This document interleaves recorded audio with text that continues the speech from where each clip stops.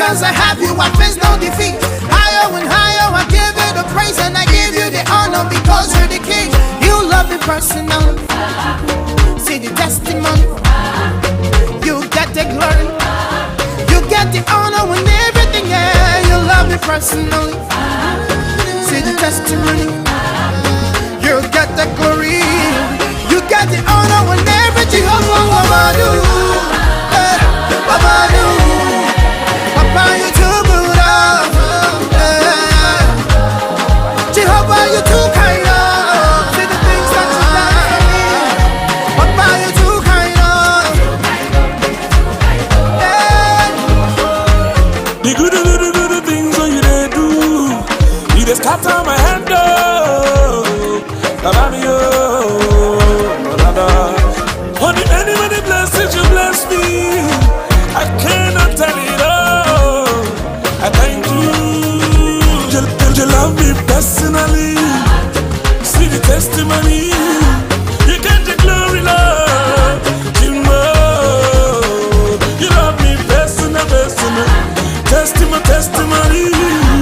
You get the glory, Lord.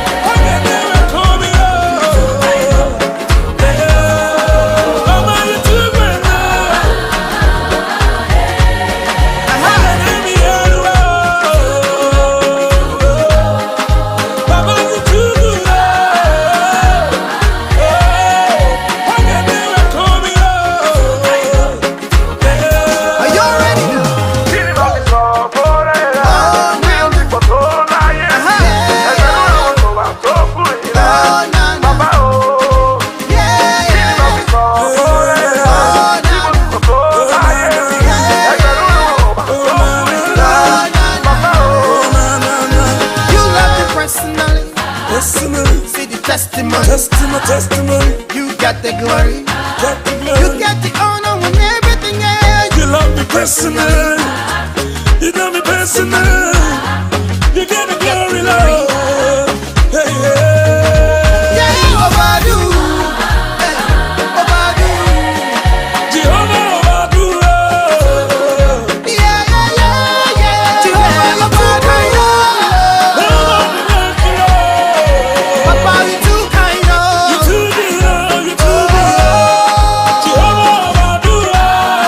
The blessings of our day. The mercies of our good. Jehovah, you too kind. Yeah. Papa, you too kind. You too kind.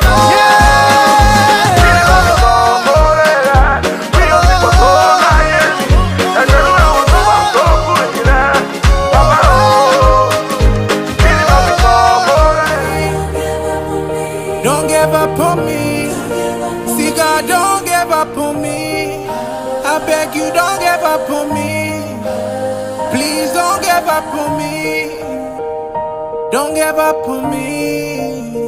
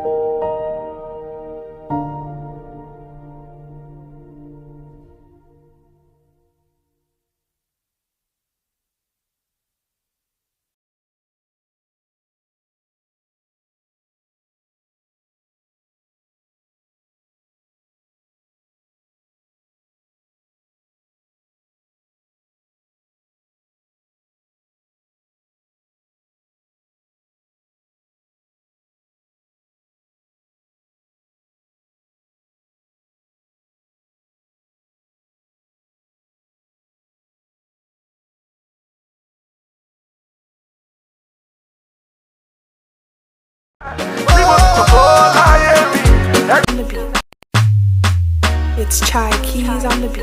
Are you ready now? Skibidi bamba ha. Na na na na na na.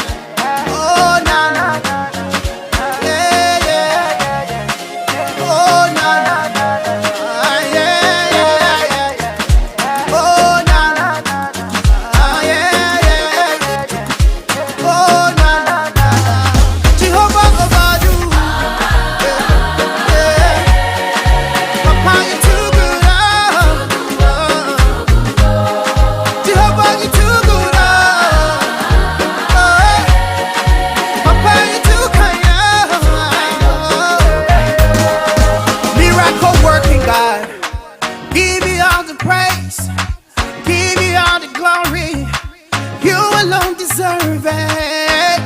You put my enemies under my feet. Because I have you, I face no defeat.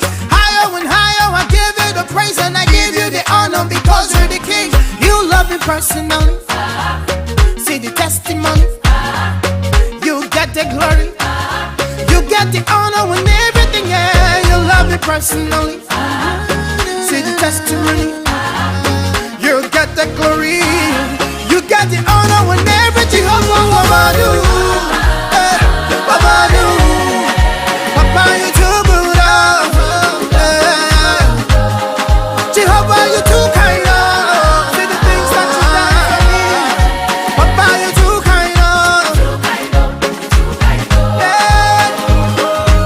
The good things that you they do, you just scatter my head, Baba me, for the many blessings you bless me, I cannot tell it all. I thank you. You love me personally. See the testimony. You get the glory, Lord. You know. You love me personal. Testimony. You get the glory, Lord. Yeah. Mama, you do right now. Oh, you let me hear the road. Mama, you do right. Oh, you never call me up. Yeah. Mama, you do right now. Oh, you let me hear the road. Mama, you do right. Oh, you never call me up. Yeah. Are you ready?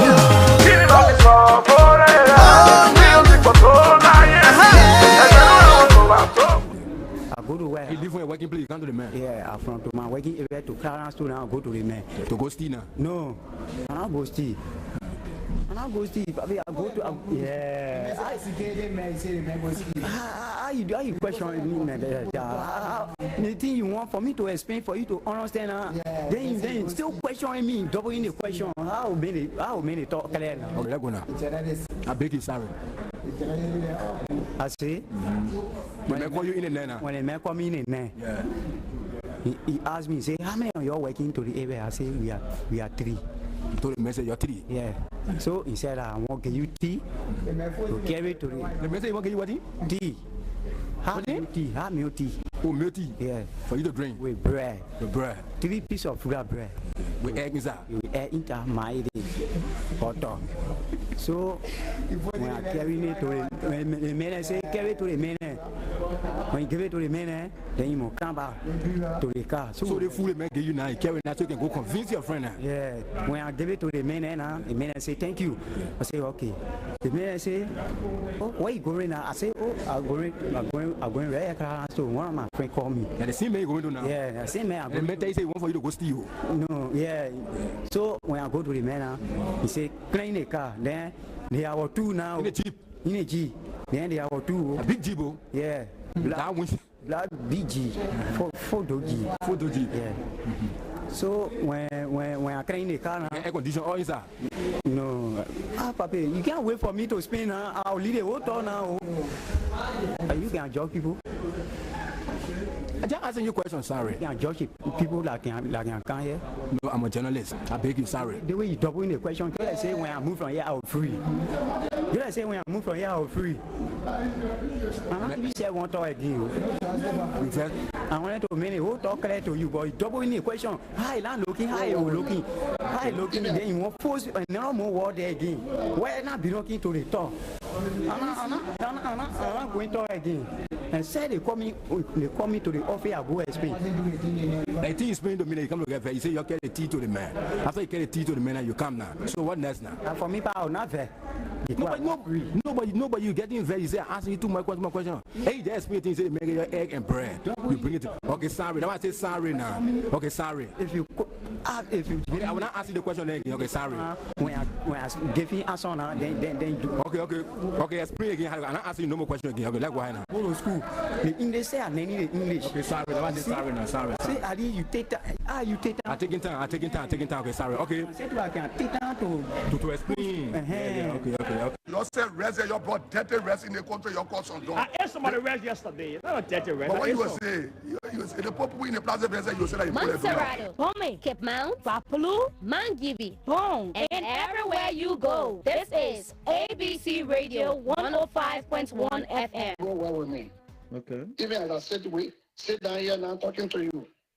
Because if Mr. Weir is a boy, then I think he's a good boy.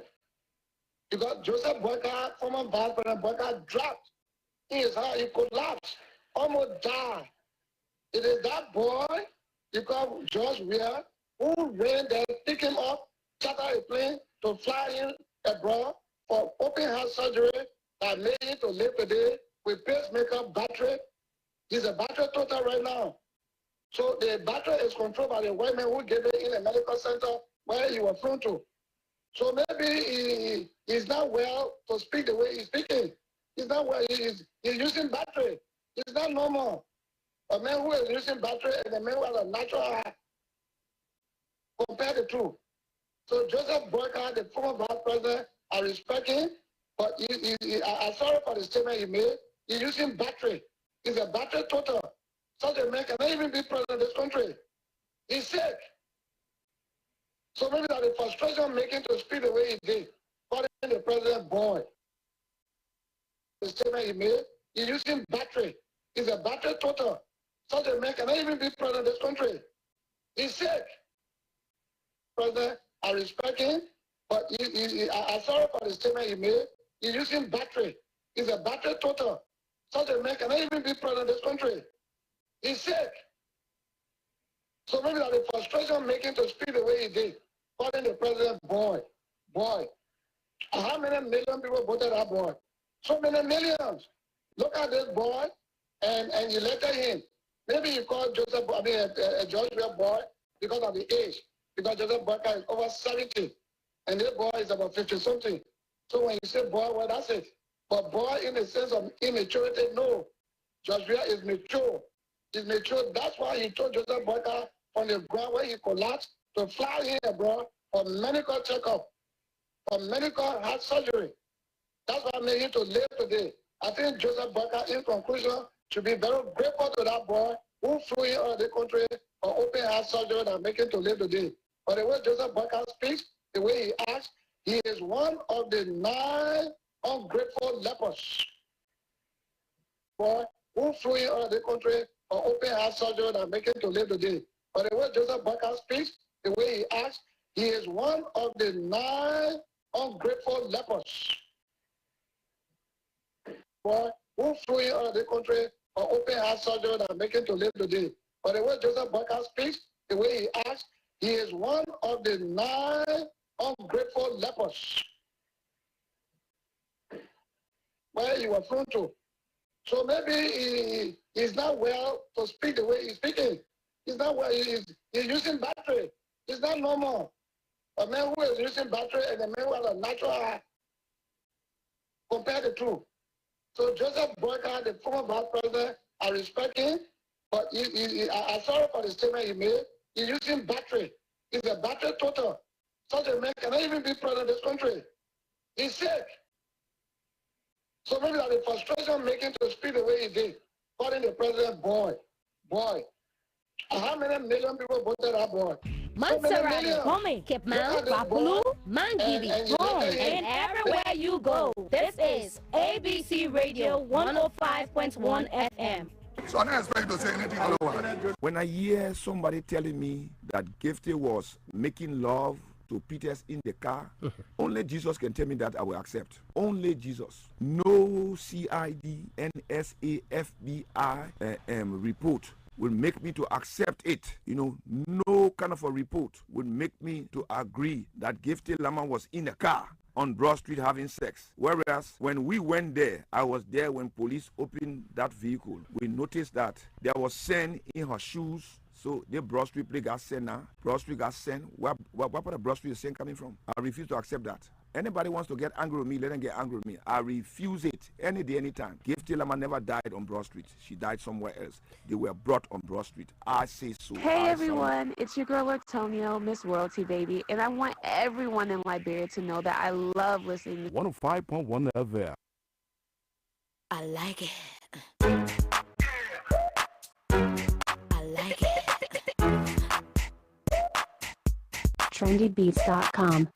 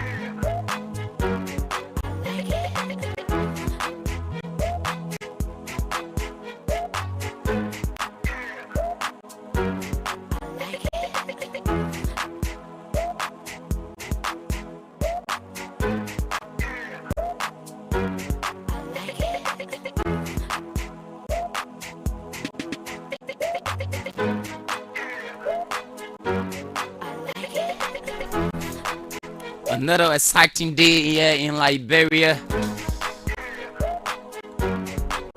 Good morning, good morning. Good morning, Grand Bassa County. Good morning, Maigibi. Good morning, Kakata City.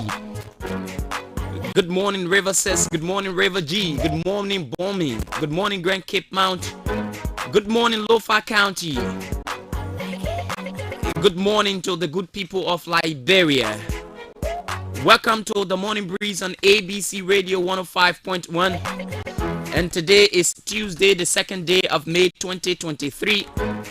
What a pleasant way. I'd like to welcome you to the program this morning. More music. And as usual, it promises to be a great presentation as always. Lots and lots of things to talk about our country, Liberia. Beats.com. And all the things concerning Liberia right now. The trending issues. And so welcome to the program this morning. My name is Fidel Sadie, your usual host. And I'm not here alone. I'm here with my prime deputy and co-host Denise Nipsey. And together we will ride you through this morning on the Morning Breeze on ABC Radio 105.1. But lots of things to talk about. And we'll be talking about them this morning. Some are very uncomfortable for a lot of people.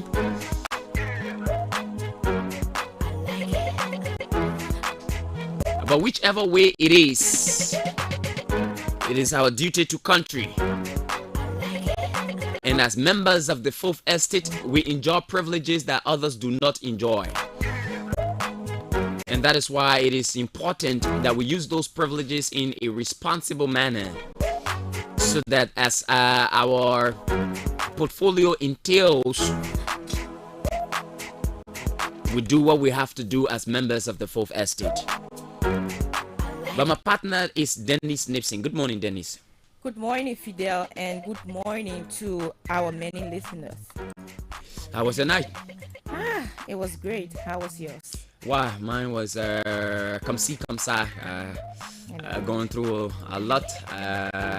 Yeah, but I think I feel a bit great this morning. Because I learned you were not feeling well yesterday. But it's good that you are up to that, and you know that's the best part of it, because what you are called to do, you owe it to Liberia. So despite being down and not feeling well, you cannot, forget about what you're up to do. I just can't neglect this responsibility for anything. Sure. Yeah. Not at all. Yeah. So I enjoy doing this. So folks, welcome to the program this morning. And our lineup is very juicy this morning. As always, at 9 o'clock, we play host to Nima County District Number 9 Representative Johnson Gueglo. He'll be our guest on the program this morning, and lots of trending issues to talk about. Of course, we'll talk about the president's decision. I like to take it from this angle. Instead of saying the president has appointed, I would like to say the president has dismissed. Yeah. That's the perspective I like to look at the president's action, and we'll talk about that this morning, and as well as the pro tem's statement against the ambassador. He actually hit the ambassador hard, but again, being the people they are, they responded in kind, of course, and so we'll be telling you what did the embassy say and what did Senate Pro Tempore Abochie say.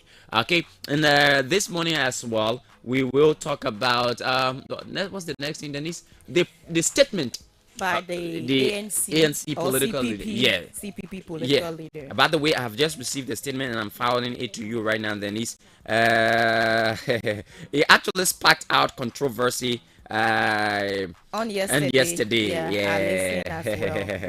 I just let the way I can put fire inside, and you know the way I do it. Yeah, people think that I have a side, and they say, "Oh, my man, you Cummins man." And I like how people associate me with Cummins. They associate me with the government. They associate me with Boyka. I mean, sometimes when you are analyzing issues, they tend to confuse the public, and by that you were doing a great job. Sure. And so I like that tag that I am a Cummins man, and that I'm a Joseph Boyka man, and that I am a George Weah man. Whichever way I am contributing to Liberia. Yeah, and a small man. But look, that's our duty to country. Yes, and we must do that. One thing, Fidel, if you are not, attributed like that, it means that you are doing nothing. Exactly. Yes. So if you start to talk about those issues that matters, people will always have the words to say. So especially we are not deterred when those issues do not favor their side, quote unquote their side. Sure. Yeah, and I'm not selling ice cream to be pleasing people. No, not at all. Only ice cream sellers can please people. Exactly. But our motivational quote for this morning says, "Your time is limited. Don't waste it living someone else's life." Sure. Your time is limited. Don't waste it living someone else's life. All right. God made you in a special way, regardless of your condition. He knows the reason why he made you like that. Brace that self of you. All right, and build on your shortcomings. Set your goals right, and at the end of the day, you achieve what you've proposed for your life. And so, do not live other people's life. And they fake thing. And, we're hungry in the country. All are hungry, and so don't allow you reach. Now, even though looking good is a business, like Denise looks right now again, she has given a knock sign again. And our African proverb says, "It is better to be taught a fool than to open one's mouth and remove all the doubt." It is better to be taught a fool than to open one's mouth and remove all the doubt. So it better people say Fidel a fool. Other people say no man, Fidel a fool. No, Fidel a fool. No other people say. Then for you not to open your mouth, but then you open your mouth, then everybody confirm. He really is a real fool. It means the decision you take, things that you say, how you go about it, you should be careful. Very careful. Make the rightful decisions and say things that are right. You shouldn't talk because you want to talk. You want to talk. Yeah. Yes, so that's it this morning. All right, so let's Denise, let's give our traffic alerts quickly this morning. on the program. Is it the same So, routes? yes, the same route from the EWA, the Elwa Junction, or the RRA way, around the, the RLJN. You would notice that there will always be a little traffic because of the road construction at the rehab end, and also onward to the EWA hospital side where you have this road construction. There's an area called the Zoo Block, so those intersections, and upward to the Studio Junction, and upward to LY Junction, the main junction. Because of the road construction, there's a detour at the SD Cooper Road end. Yes, so at the SD Cooper Road end, you have a little bit of traffic because of the cars that are there, in that place, as well. To 540 end, there will always be a little bit of traffic there at around 7, few minutes past 7, because of the huge fleet of vehicles that apply in that route. And also up to the Catholic Junction, because of the intersections at the old road and the Catholic Hospital, there's always some little traffic there as well. And on to the 20th Street, from the JFK to the 20th Street Bell, there's always traffic because of intersections and the traffic light that is there. So you have to watch out for traffic at that end. And upward to let's say 9th Street, or bit a little stop because of the intersection. With that, you can flow out to town, which is Central Monrovia. Okay, that's good. Dennis Nipson right there. All right, and of course the routes, the alerts on the Bourgeois Island, they so freeway. The Japanese freeway, they remain the same. The paper left provoking people. Yeah, you still then you say, I'm a buy paper color body. So so the routes remain the same. Obviously, the traffic at that end, of course, like I said, there's a bit of alleviation on that road. I think the Ministry of Public Works or the contractor has done some work. There's reconditioning of the road from there. All the way to the Broadville end, all of the potholes have been closed, and up to the Freeport end, there's reconditioning process, and in fact up to the Gabriel Tucker Bridge. So the traffic that was once created at that point, at least it has been alleviated. If you experience traffic there, then it's just some kind of way, maybe that's some kind of car breakdown or something that why it like that. But then this morning, I like to recognize a particular police officer. While I was on my way to work. Now, this is a guy who has consistently done his job on the Gabriel Tucker Bridge. There's this partition that is placed there because of it's actually intended for traffic control. And so this guy is usually on that bridge. He patrols. You remember the officer that used to be over there before? Who passed off. Yes. It's almost like the same job this young guy does, but his own is that he's able to partition those combs from the bridge, from the middle of the bridge all the way to the end of the bridge. All right. And I slowed down this morning and had a short conversation with him. And I was actually trying to find out, there are people who are at the lowest level who give so much to this country, but they tend not to be recognized because they are way down there. And so I thought to just give him some recognition this morning. He's actually Matthew One-Way. Matthew One-Way. A lot of people who use that route would obviously know him. He has this huge structure and body guy. He's very, very, very much punctual. Early in the morning, as early as I come to work, he is there trying to form the combs to ensure that the traffic there is controlled. So I like to recognize you in a very special way this morning, Matthew One-Way, and I like to urge you to continue to do what you do for your country. A lot of time these things are not recognized, but truth be told, you are one of those who's actually bearing the curse of this country to ensure that Liberia is a better land. So again, hats off to you, Matthew One-Way. And he didn't know why I took his name, by the way. I didn't tell you the purpose of which I took his name. He just said it to me, and I just thought to recognize him this morning. That reminds me as well. I may not know his name or the other fellow name, but whenever all those who use the route from City Hall towards the mansion side, there's always this guy who is there directing the traffic as well. And he's not from the LNP, but he's from the MCC. Okay. And he's so dedicated and passionate about what he does. Whenever you are there, every morning you see him, a young fellow who is a bit, he's not that, you know, muscular also, but he's always there, and he's from the NCC. The MCC, he's actually dedicated. And also at the Boulevard Junction, there's a huge police officer. He has been there for years as well, and always dedicated doing his work. So perhaps I would take your footsteps and then ask for his name, ask for the names of those individuals. Yes, Let's that is recognize very much them. important, the service they do for our country. Exactly. Yes. I mean, they tend not to be recognized a lot of time, but they are the ones who are working. Sure. All right, let's go across the country quickly and take our contacts. We don't intend to stay on them so long because we have lots of things to talk about this morning. And I played a clip this morning. I don't know whether you listened to it.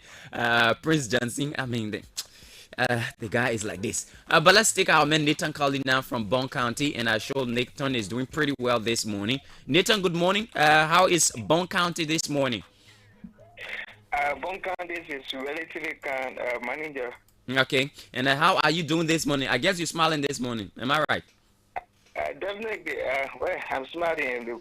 Thank God for the gift of life. And we are counted among the living to this is a good thing. So be happy. Amen. And then the real thing you're asking there, you know why I'm asking. But don't thought I won't buy. You know the real thing you're asking. Okay, my brother, tell us what's the trending issue in Bond County? This time around will be giving report from Lower Bond County, the United Bond County Soliciting Association, the America, UBCGA Library Program, in partnership with the Association of the Career Development Program, has graduated over 41 rural women on its own economic skill development program in Sanaya District, Lower Bond County. And the women were trained for over 4 months in the professional tailoring, and the association of the career development program had been for professional tailoring, and they been the county. So the UBCCA didn't exist to abandon and to train the 40 women and the 41 women in Lower Bond County, Sanaya District. Okay, and now what are the skill trainings they've undergone? It's the training in specifically in about tailoring. Tailoring. Yeah, because tailoring where the 41 are women benefited, because according to the guest speaker, the Bond County Health Team Officer at Gardens, Cynthia Babu, she the one said by guest speaker, and she cautioned the world women to learn what they practice, because this in our country that women need to be self-reliant. I think on the knowledge squad, they need to put in practice and to become self-reliant, not just to 100% depend on the husband, but to provide only to for the home. Okay, Nathan. Any other thing we need to know? If not, then we have to let you go. Thank you so much this morning. Yeah, there's people you leave me this morning like. After the pronouncement of the former Vice President Ronnie Majema, several citizens extended commendation to the former Vice President for the Ronnie Majema, because Nema County is one of the second largest counties in Bond County, in the Republic, next to most of the county. So I think some of the opposition Unity Party members were like happy. They told on one of the local show all the way, and the praise the former Vice President for the running that they say I think is a boost for the Unity Party and all of opposition parties in the country. Okay, thank you so much, my brother Nathan Colley. Do have yourself a great day. Thank you. Okay, he's our man Nathan Colley. Let's run to Grand Bassa County and speak with our man Prince Wamplu. Prince Wamplu is in Grand Bassa County, they say the city, the county of hospitality. All right. I don't know whether it's still booming as it used to, but let's join our man Prince Wamplu for Grand Bassa County. But in Bond County, skills training program for women. We graduated over 40 women. And it's good news. These women were trained in order to be self-reliant instead of depending on their husband. I won't buy chicken soup, I won't buy pepper But when you're sewing clothes like that, you will get money to buy other things. Let's try Prince again. If not, okay. If not, then we go to Margibi County, where our man Walcott Kerry is. Get in contact with Walcott Kerry. Let's run to Margibi County quickly and speak with Walcott Kerry. I'm sure we'll get Prince later. No time to waste. Our plate is full this morning. Very full. Walcott Kerry. Yeah. Walcott Kerry, that man in Bon County. I mean, Margibi County, that is. The Kakatonians and the Margibians. Let's find out what's going on. Driver you dialed is... Oh. Okay. No time to waste. I guess you call us back. Let's go to Grand Crew County. Frederick Kumen is in Grand Crew County. Let's get to Frederick this morning and establish what's going on in Grand Crew County, the county of the president. All right.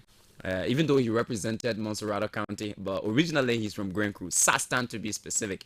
All right, that's his root. All right, I'm in Frederick Kumen. Alola Village. Oh, Alola Village. What happened? That city too, right? No, that's yes, Sastan. They say Grand Crew get plenty cities. But let's go to our man Frederick. Frederick, good morning. Good morning, Freedom. Let me say good morning to the people of Liberia.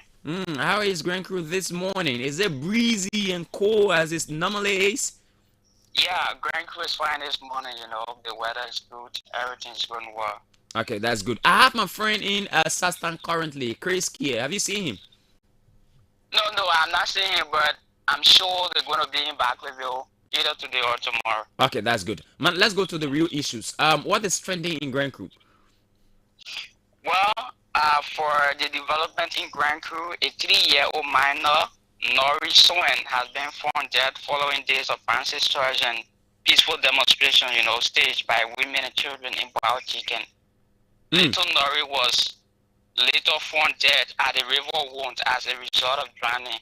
But last week, women and children were seen in the principal streets of Bauchiken protesting in demand of a 3-year-old girl who they then believe was kidnapped by the known individual days after she was last seen with her 10-year-old sister at a waterside watching. So, contrary, the 3-year-old minor, Nori Swen, was found dead following the intervention of community dwellers in Riverwood, the surrounding of Bauchiken, and a 15-man jury set up, including health workers, are quoted as saying, the 3-year-old Nori Swen died as a result of drowning with no part extracted. Okay, so what did the 10-year-old who escorted this man onto the creek for the purpose of washing? What did she say? Yeah, so when they got to the street for the purpose of washing, the girl is the Nori girl. She's just a little child. So when they got there, the late Nori now, she said she was hungry and all of that. So the big sister now who went to the creek level and said, oh, go home and find something to eat. And people alleged that to where they went, they had a well there as well. So when the girl was going, she was, trying to move bit by bit. Mistakenly, she caught in the well. There where now the problem derived in. She was not seeing the girl because the girl was in the well and she could not discover her. He said, but where is this girl? Where is this girl?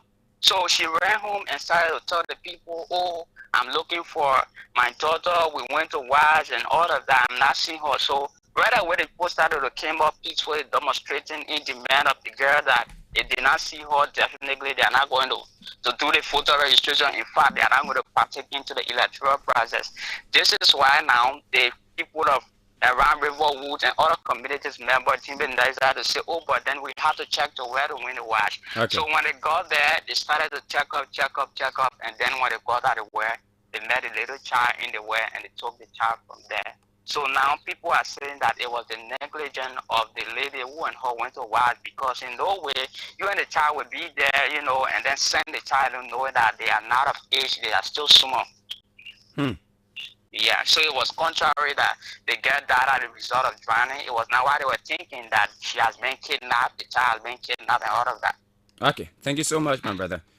It's my pleasure. All right, he's our man Frederick Coleman there in Grand Crew County side. News from Grand Crew, the death of a man. Let's run to Lofa County and speak with our man Samuel Bole in Lofa County and find out what's going on in Lofa. Later, we'll run to Nima County quickly and try to be as much snappy as possible this morning because we have a lot on our plate and we need to exhaust that before we take our guest, Representative Johnson Weglo of Nima County District Number 9. We have lots of things to adjust this morning on the program. Trying to establish contact with our man Samuel Bole in Lofa County and find out what's going on there in that part of the country. All right, this is the Morning Breeze on ABC Radio 105.1 with me, Fidel City and Dennis Nipsey, and together we're riding you through this morning on the program. As always, this is our commitment to country, and this is the job we enjoy doing, and we will continue to do.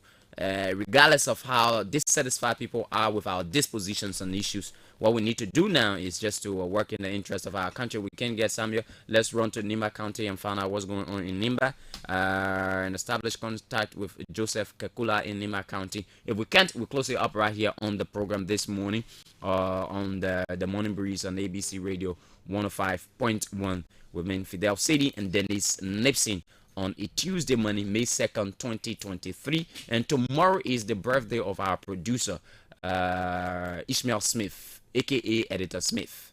Yeah, Dennis, tomorrow the man celebrating your birthday. Jolly in the building.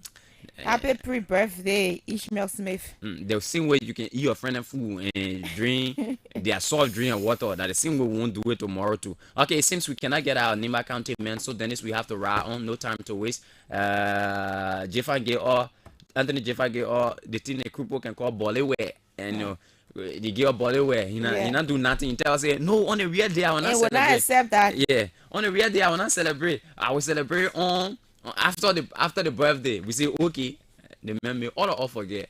All right, but that's it. Happy pre-birthday to you, Ishmael Smith, Editor Smith, as you celebrate your birthday on tomorrow. We are wishing you all the best. But then let's start up quickly with this with the president's decision to fire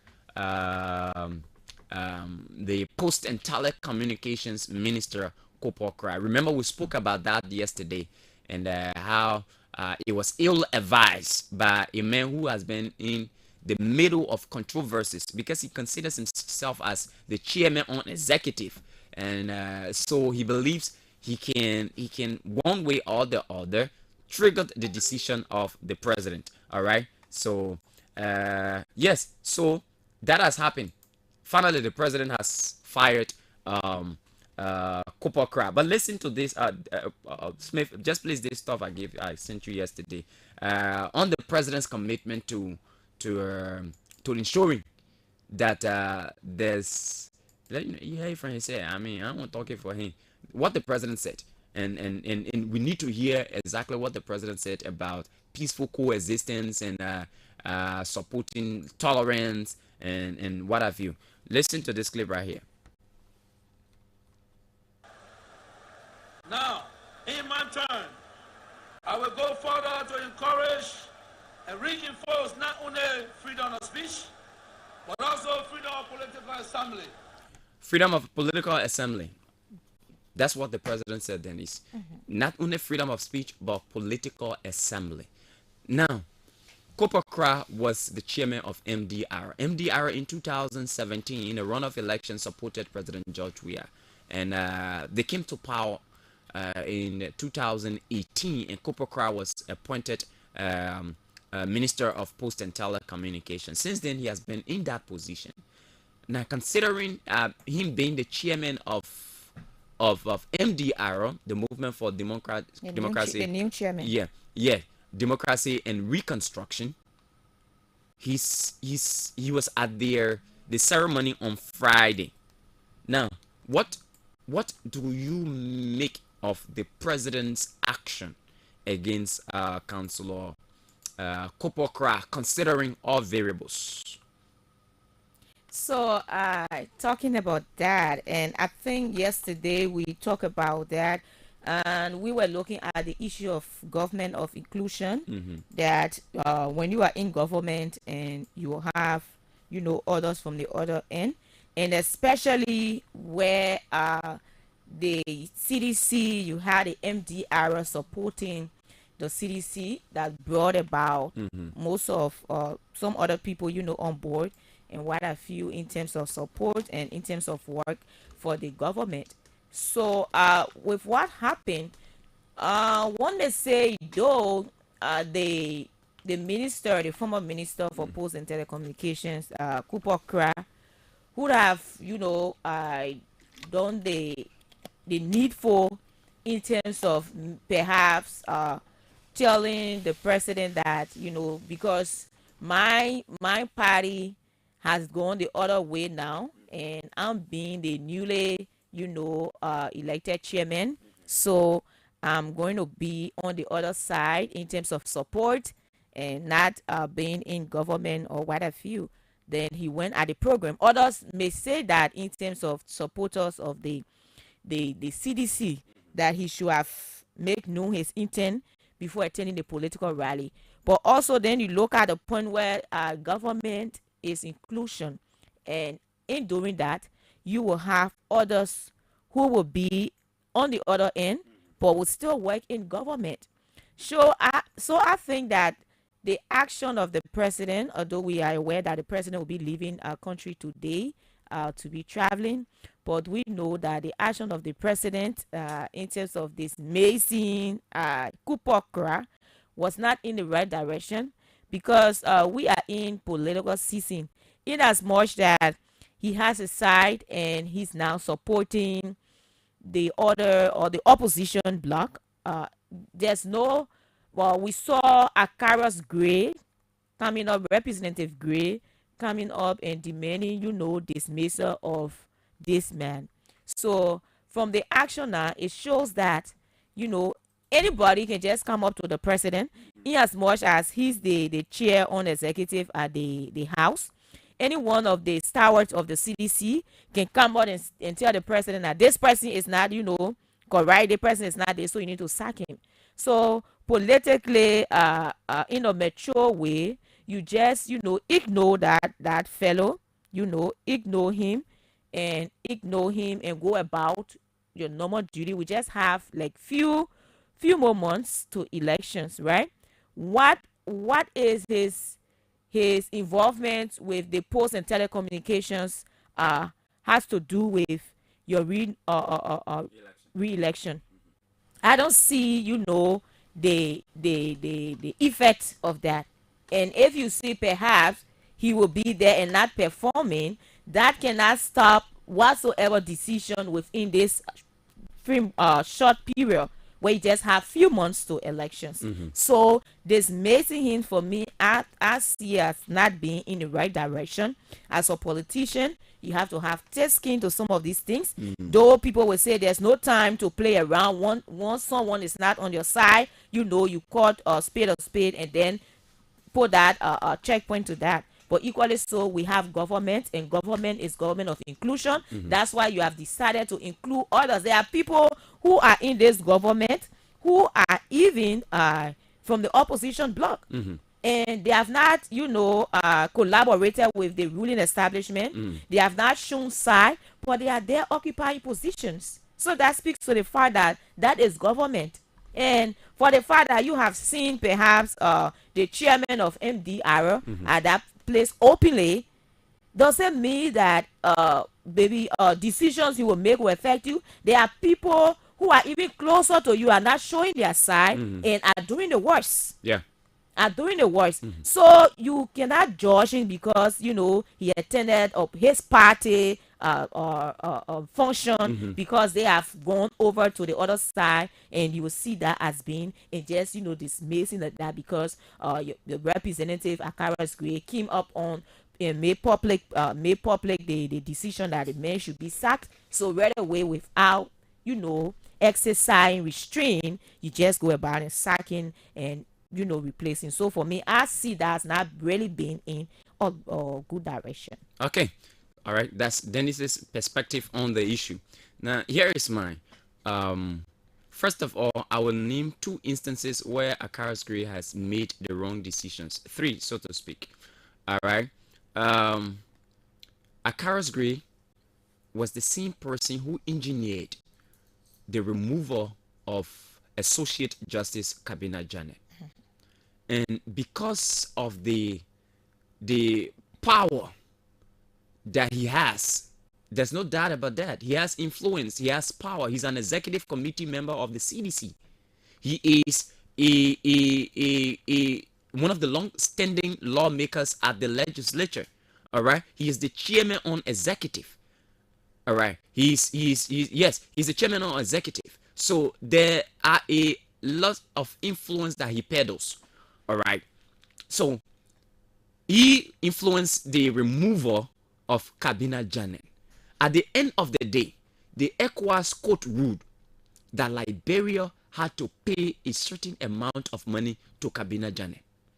Guess what?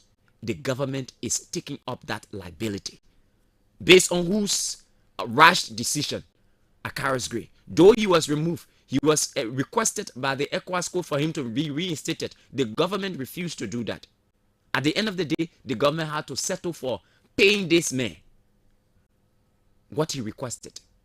It was Akaris Gray's right and irrational decision. Another one, you remember the situation with the University of Liberia, when everyone in this country told Akaris Gray and those who are planned to go on the campus of the University of Liberia not to venture around that campus. It was Akaris Gray's irrational decision again that led to the fracas on the campus of the University of Liberia. I am not saying, maybe you will talk about the Yeke Koluba, but I'm looking at Akaris Gray's excesses. It was Akaris Gray again. Now, this one again, Akaris Gray has also slipped. Now, let's make this clear. The president has the responsibility to hire and fire. Unlike you in the public, you may not have the right to criticize the president's decision, but as members of the Fourth Estate, which is considered in any democratic state as a part of the smooth functioning of democracy and governance, we have a say on what the president does and what anybody in government is doing. So we can criticize the president whenever he makes a decision. Now, the president's decision, even though a lot of people are running Nimba men move and then Nimba men get there, but it has reduced his tolerance level in terms of our governance structure. Why do I say that? President Weah, upon his ascendancy, even though those that were appointed were not hardcore opposition people, when I say hardcore opposition, they were people who had a bit of alignment with the government. Either they supported the government in second round or they have some relationship with somebody who's at the highest decision-making side of the executive. And so those people were employed. But that alone was a sign that the president was ready and prepared to have people from the opposition community working in his government. If for any reason he felt that there was a need to weed out those who he considers as being members of the opposition, he should have done that long before the MDR's decision. Why am I saying this? His decision currently, it has rendered him as intolerant, right? As inconsiderate of people's views on national issues, like he spoke of in his inaugural address. He said he would have encouraged assembly, peaceful assembly, tolerance, political tolerance. His decision has gone counterclockwise to what he promised the Liberian people. I know this is something that, and don't get me wrong, the guy who was appointed, he's a very, very knowledgeable person. Very knowledgeable, very smart. He's also a member of the Unity Party. But I am saying to you that the mere decision to even fire Kopo Kra has rendered the president intolerant in terms of political affiliation. And I know his people might find excuses for that. But there is no way Kopo Kra will have wooed the support of others. I think what he will have served as was a person. He will have served as an example of how tolerant the president is when it comes to opposition people being in government. The fact that a Kopo Kra, who is the chairman of the MDR and the party that is associating with an opposition, that is the Unity Party, still working in a George Weah government is an indication of George Weah's high level of tolerance. That would have been an incentive for people to campaign on. But again, they did not see it that way. The presence of Kupokra at the Ministry of Posts and Telecommunications poses no threat to the government. Not at all. It only further amplifies the president's desire to have an inclusive government where opposition people can stay in. So again, as unpopular as our analysis may be, but that was a wrong decision taken by the president. Sure. And I still believe that this decision may haunt him. Replacing him with another Nimbaye doesn't in any way. It doesn't in any way. I mean, clears the fact that the president has exercised political intolerance.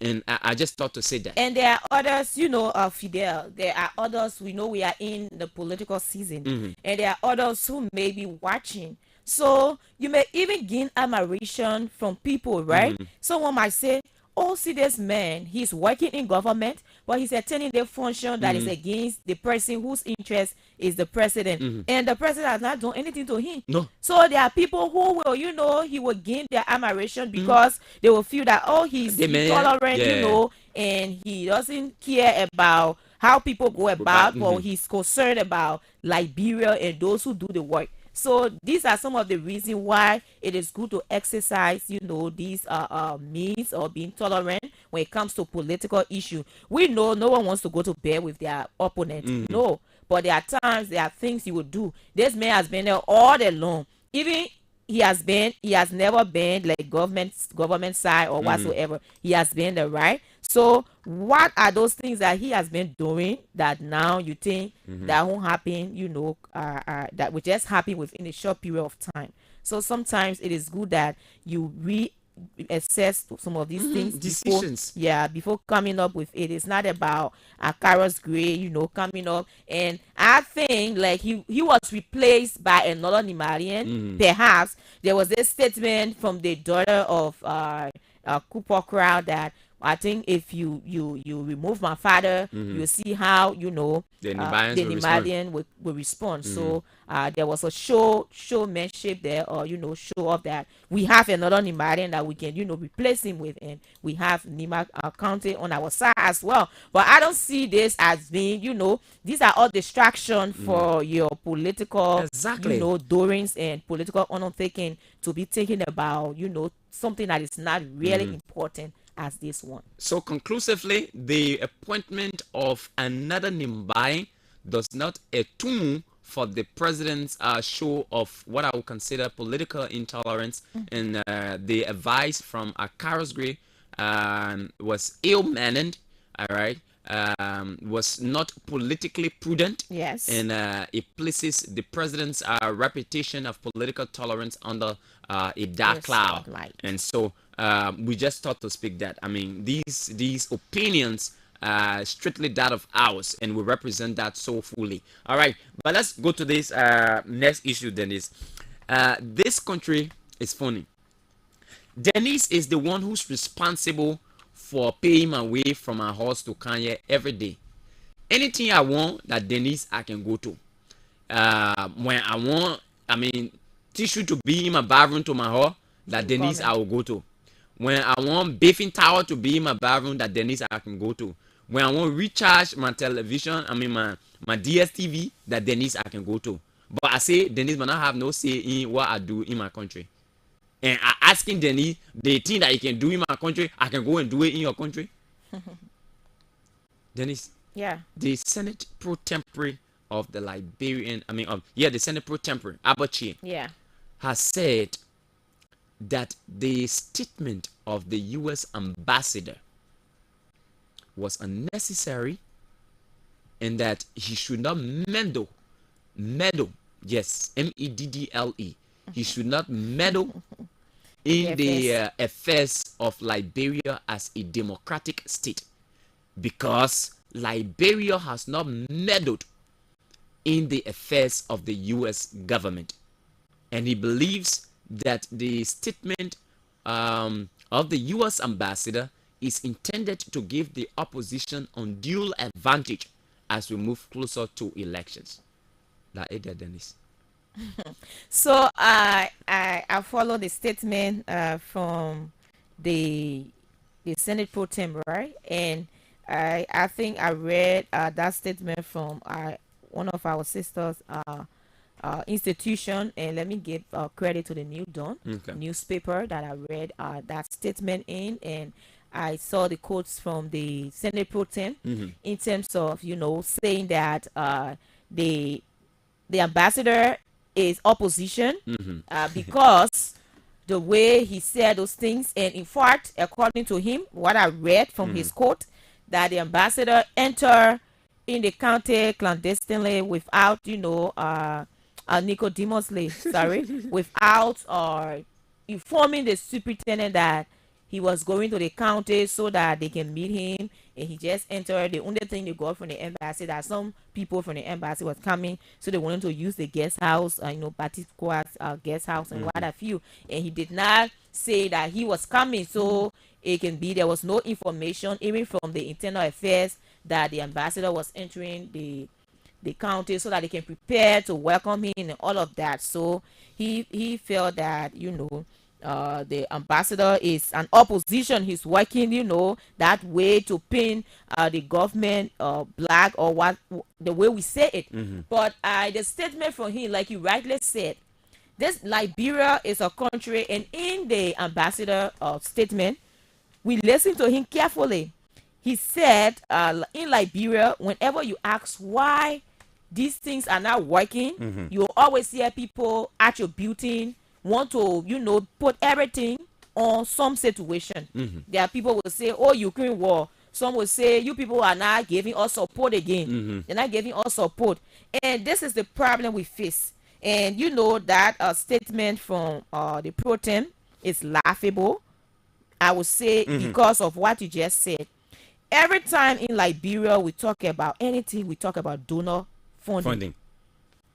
Anytime our government speak, donors, partners, it means that we are heavily depending on donors, and we cannot feed ourselves.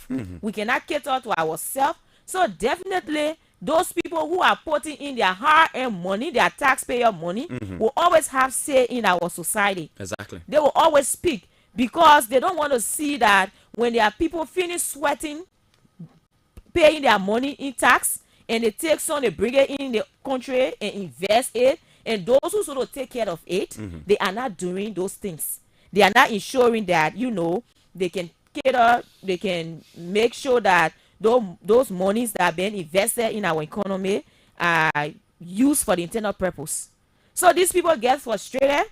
They come, they speak out the way they should speak. And I listened to him again that he said nobody, Liberia, never dictate to the U.S. on who to vote for. The people will always say it, because why? You are not running your own affairs. You are living in the pocket of donors, the foreign missions. You are every time they're begging. You are asking them to support your country. You are begging them every time. Every little thing donors should come in. Every little thing the EU. Every little thing the U.S. government. Every little thing the Swedish. Yes, yeah. You want support. And when these people see that their money they are giving are not working the way it should be, it's not affecting the ordinary people, then you can't put a defense and say they can never tell you who to vote for.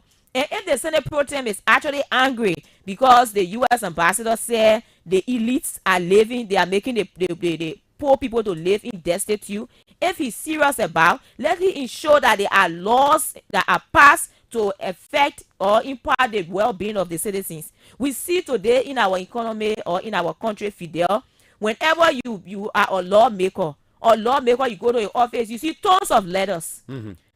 Almost 100 people writing one lawmaker. You go at his house, you see people there begging, you see people sitting there. Why are they sitting there? They are sitting there because you people are not making the rightful laws. You people are not making decisions that should impact the lives of the people, that they can get good jobs, or they can get jobs, they can have something to do to cater for their family.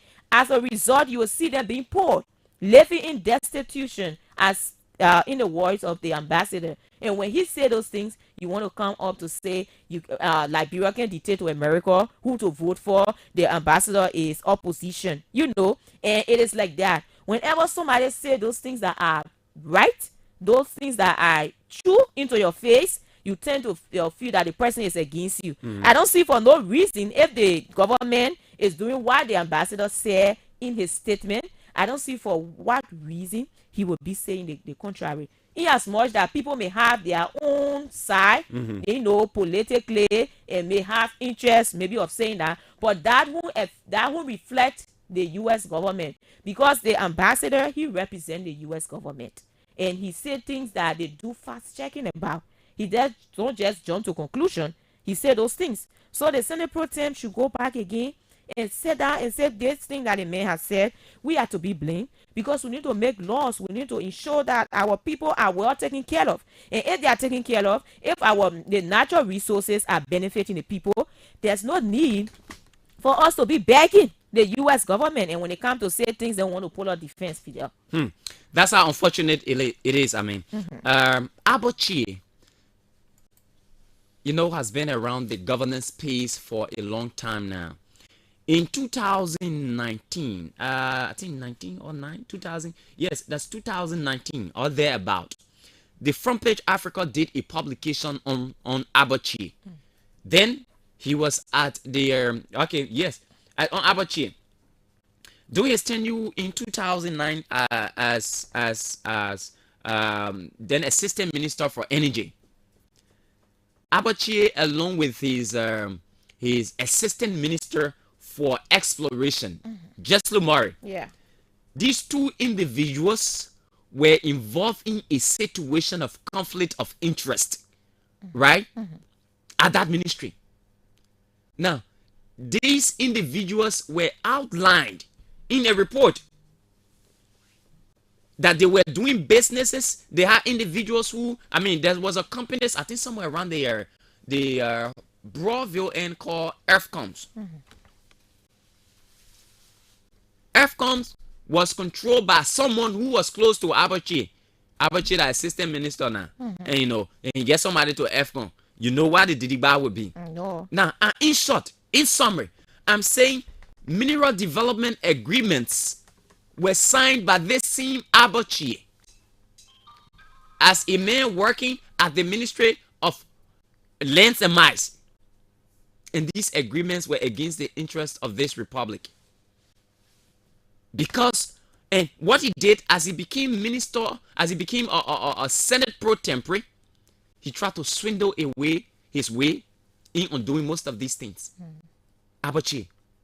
Now, Abochie has the temerity. He has the audacity to think that the criticism of the U.S. government was based on any kind of political alliance. Why would he think that? The U.S. government has always criticized governments that have existed in our country. They did so for former President Ellen Johnson's relief. They did so for former President Charles Taylor. They did so for Doe. And they will do same for anyone who becomes president of Liberia. What is rational to do is to take in good faith these criticisms, regardless of, in some instances, how, illegitimate they are, instead of aligning the ambassador with a political party or indicating that he has someone or telling the Liberian people who to choose as president. Of course, the U.S. government will never do that. They have a foreign policy.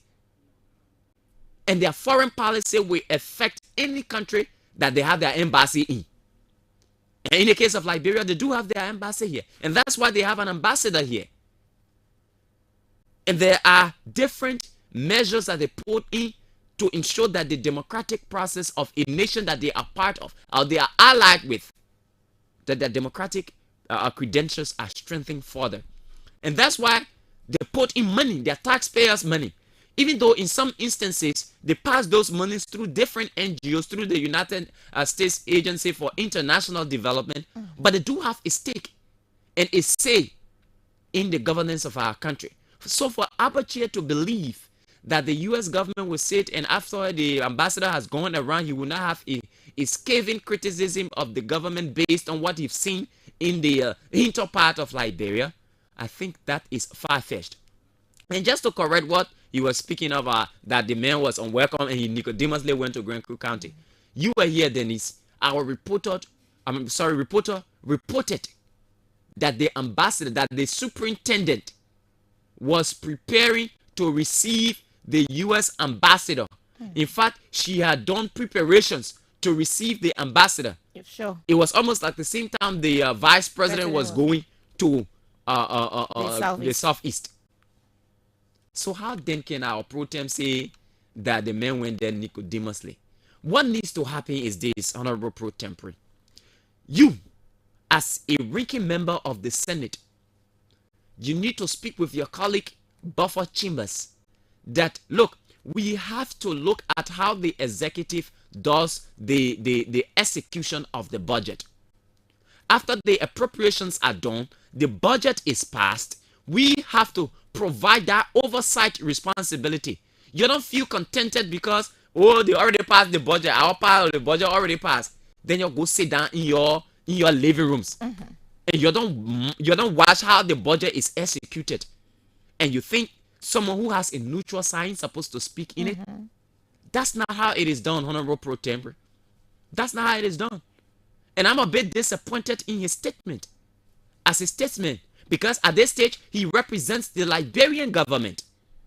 For him to have spoken on behalf of the Liberian people in that manner, it is a misrepresentation of us as Liberians.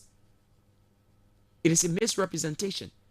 If we just look at politics the way we continue to look at it in our country, Denise, this country will not go anywhere. Exactly.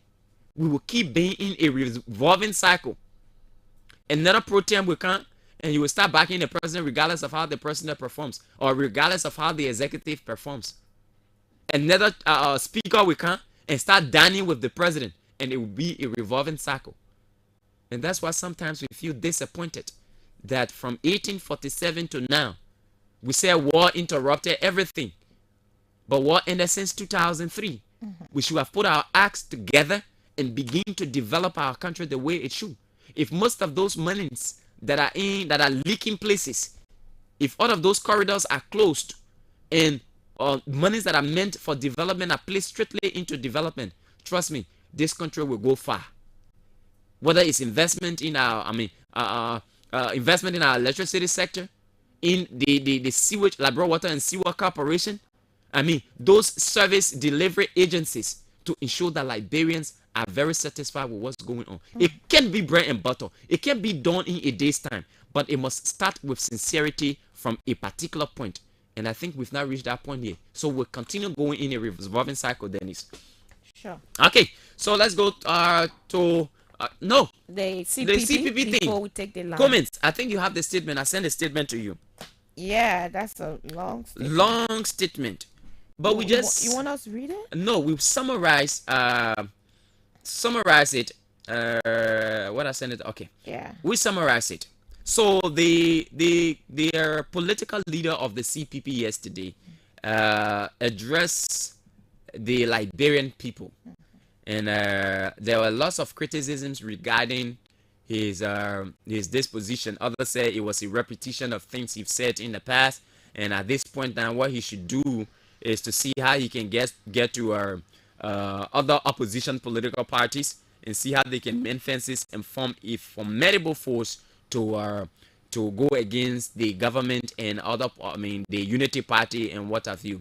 But there's a criticism of Vice President Joseph Boakai, which has made the rounds on social media. Yeah. Regarding a farmer. The farmer giving it. Yeah, the cutlass being given the cutlass. He said when the cutlass is given to an old farmer on the basis of experience, the entire village will go with that of starvation. I'm not quoting him directly, but that's the statement there. Yeah, you see, I think his uncle or who. Yeah, that's why a grandfather told him that when you get a cutlass to one old man, because the old man get experience, the whole village will go into farming. They will be hungry.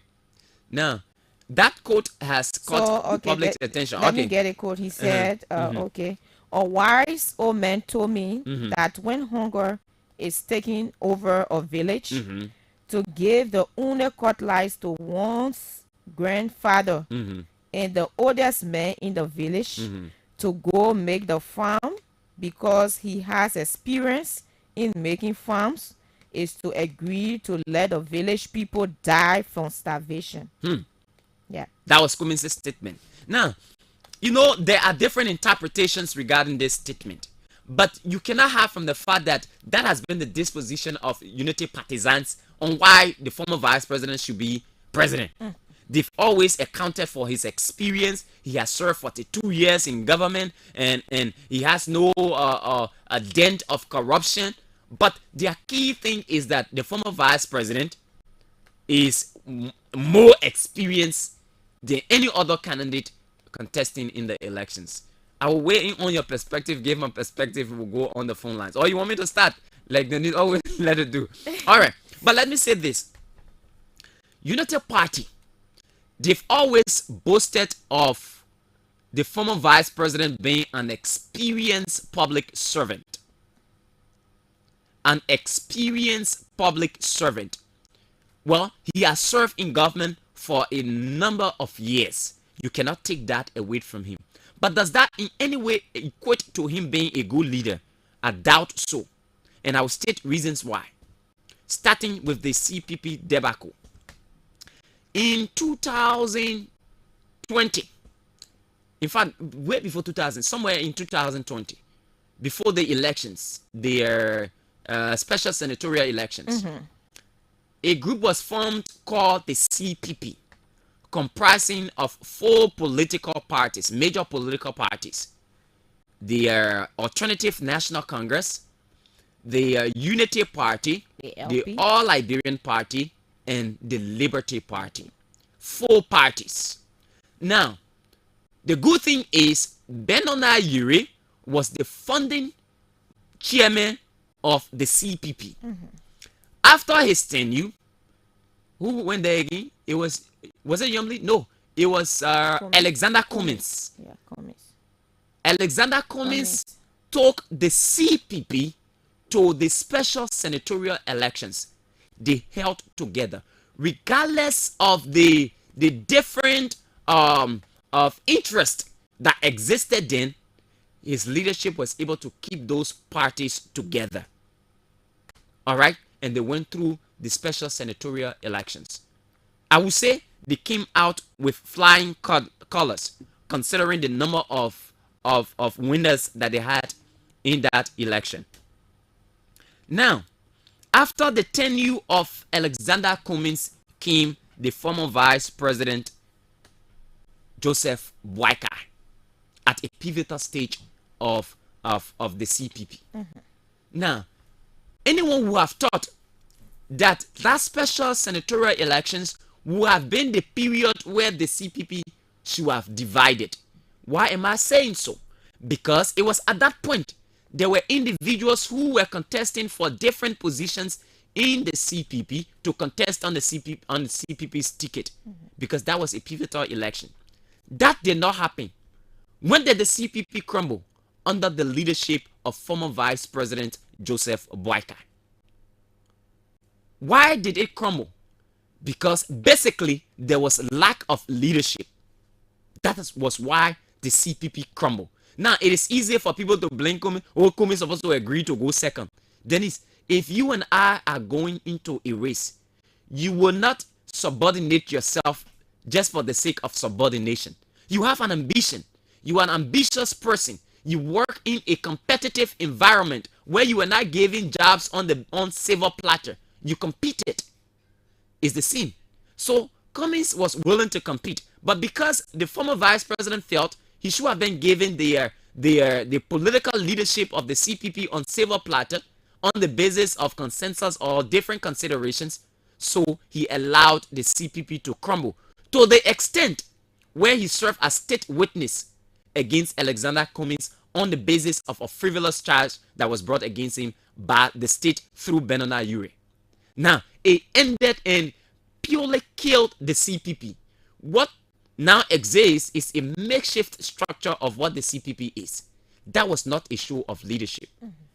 You remember the Macintosh situation where he brought in agricultural materials, where the former vice president is seen to have a strength. He's seen to be a farmer because he started from the Ministry of Agriculture and different works he's done in the agriculture sector.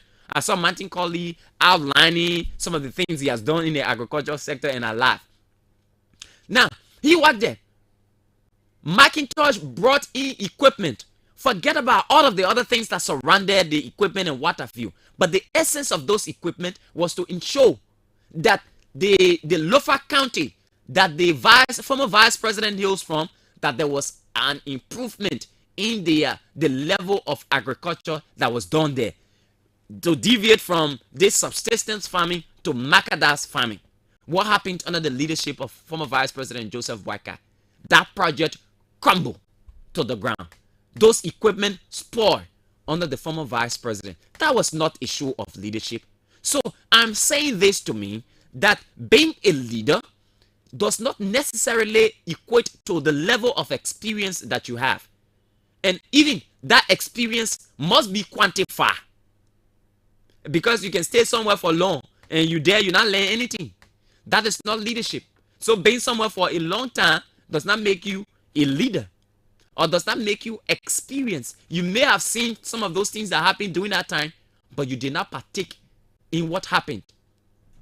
So it's more like an apprentice working on the farm, all right, and the apprentice working in a mechanic shop. Though that apprentice have stayed there for a long time, but the only thing he used to do is to go back Kobo for a boss man. He not learn how to take a tire. He not learn how to screw bow. Nothing like that. So that apprentice stayed there for the longest. He may have been there before the arrival of other apprentices. But the fact that those other ones came and started exerting efforts in terms of learning what they should learn there, the experience of that first apprentice does not count. So it should not be used as a basis for wanting to make somebody the leader of a country.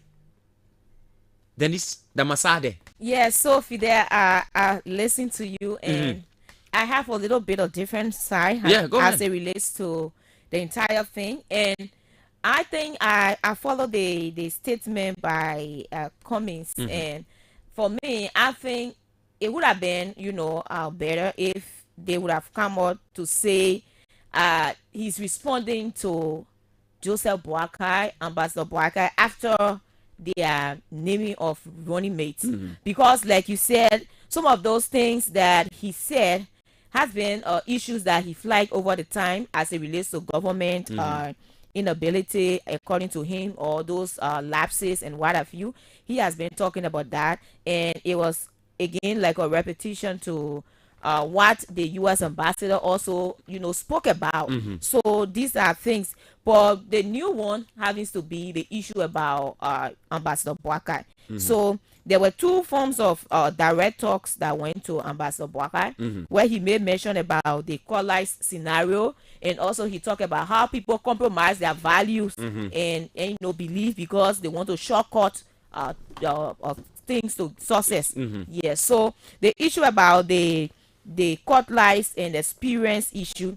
So in as much as people would like to have the energetic young person or somebody like what he said to carry on or execute the work, and not having the old man because you think that he's experienced, so you give him the Collise and he cannot do the work because of his age.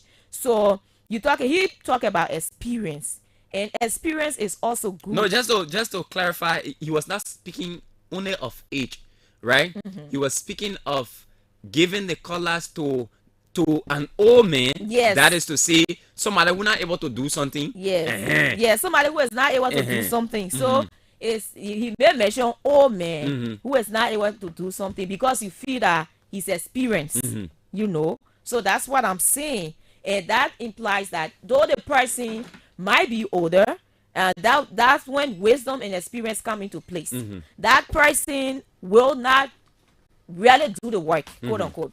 But from the experience of that old man taking the Collise, he may say, I cannot brush this place, but there's way I can go about ensuring that this place is brushed. Okay. So that's the experience of an old man, executing his So you faith. must have, in that's what So go ahead anyway. So Go ahead. I'm responding to comments. Uh-huh. So an old man with experience has a way to go about using alcohols to execute what he wants. So on the other hand, one may say, yes, the old man will not be able to brush because of his age and because of the lot of factors as it relates to energy. He will get tired and not do anything at all. But that old man, in his wisdom and experience, can execute that plan on the way he will go about, because he's having that experience. He has been there before in terms of brushing that boot or using alcohols because of experience. So he know that if I take it harder on it, maybe I will get tired. So I will take my time one at a time and do it. So that's where wisdom comes into play. So with his statement, I think even an old man using alcohols will always succeed in how he go about, because he's already aware that he's old and he's using alcohols. So with experience and wisdom, he will execute his plan. Okay. So when it comes to, I also listen to, also follow what he talks about. Let's zero out on this one, then you go to the next one. Let's come to the application of wisdom. Yeah. Can we point to instances where the former vice president has applied wisdom to the benefit of Liberia, or applied experience to the benefit of Liberia? Can we point to that? Because there must be a history of that nature. So it's about me giving my perspective. Okay, go ahead. Yes, to what he has said. So with the former vice president, I'm not fronting for him. I'm not speaking. Yes, I'm not speaking as his side or his people, but I'm giving my perspective as it relates to what Cummings has said in terms of analyzing what Cummings said. So as it relates to the former vice president executing other duty to perform, there are a lot of he has served as former vice president for 12 years. So they have had lapses and they have gains. So with that, you can weigh in on that side to know whether they have functioned well, or they did not, or they have some lapses. But also as it relates to that, he talked about shortcutting success to compromise your values and your belief. It also speaks to the fact that is where it comes into what the alignment that the former vice president did with the MDR. So the former vice president, it speaks to the fact that though you want to succeed, you want to gain state power, but you have values. You spoke about corruption, fighting corruption. You spoke about integrity and all of that. Now this man who you have taken as your running mate is from a party of someone who funded that party, who has a track record, of being a warlord, of being sanctioned, So this is where sometimes the integrity and values plays and to shortcut, and I will quote unquote want to analyze that part of Cummings as being shortcutting his belief and compromising because he wants to succeed. So he said, because I want to succeed, because I want to get more vote, so I go for Jeremiah Kuhn. As much as Jeremiah Kuhn may have his own faults, he may have his own issues when it relates to Prince Johnson, and not many people want to align with Prince Johnson because of his past that is so bad, and not many people like to talk about that. I want to be seen with him, and we also know that he has been sanctioned, and the U.S. government say no one should do business, and we know they are allies of Liberia diplomatically and in terms of development. So that compromise your belief as a person, as someone who is pushing for the right thing. So with that, I will analyze that as being, what he meant when he talked about shortcutting your belief and compromise because you want to succeed. Exactly. So that's it there. So that portion of aid, like you said, the vice president and the Unity Party, the whole Unity Party, they've always, in fact, the vice president has committed himself to establishing the War and Economic Crimes Code. He has said that on numerous occasions. Who is the principal person who will be affected by this? Everyone knows is Prince Johnson. So the fact that the Unity Party political leader has decided to choose a poodle of Prince Johnson in Jeremiah Kun is an indication that, look, you know, I left forget about the whole work around thing. Let it Kun. And I Kun may win. Yeah, okay, let it Kun. Now we may have another side of Cummins' point, because he's doing business with Musa Ability as well. All right? I mean, the issue of integrity now. But on this issue of war and economic crimes code, right?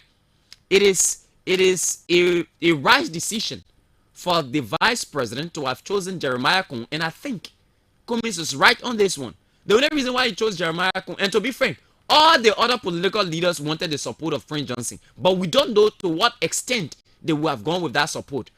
This CDC, they wanted, Prince Johnson's support, but it was not a support based on him being close to the presidency as it is right now. To take the man who everybody know Prince Johnson controlling and making your running mate. Nobody thought that would have happened. No, they have always wanted his support, keep him afar, but still be able to use the influence that he peddles. All right, that's what a lot of people wanted. So the Cummins statement in this direction is that, oh, Vice President, you not say PYJ that bad man. In fact, PYJ, you listen to the clip I play, PYJ dealing with a man. You say PYJ that bad man.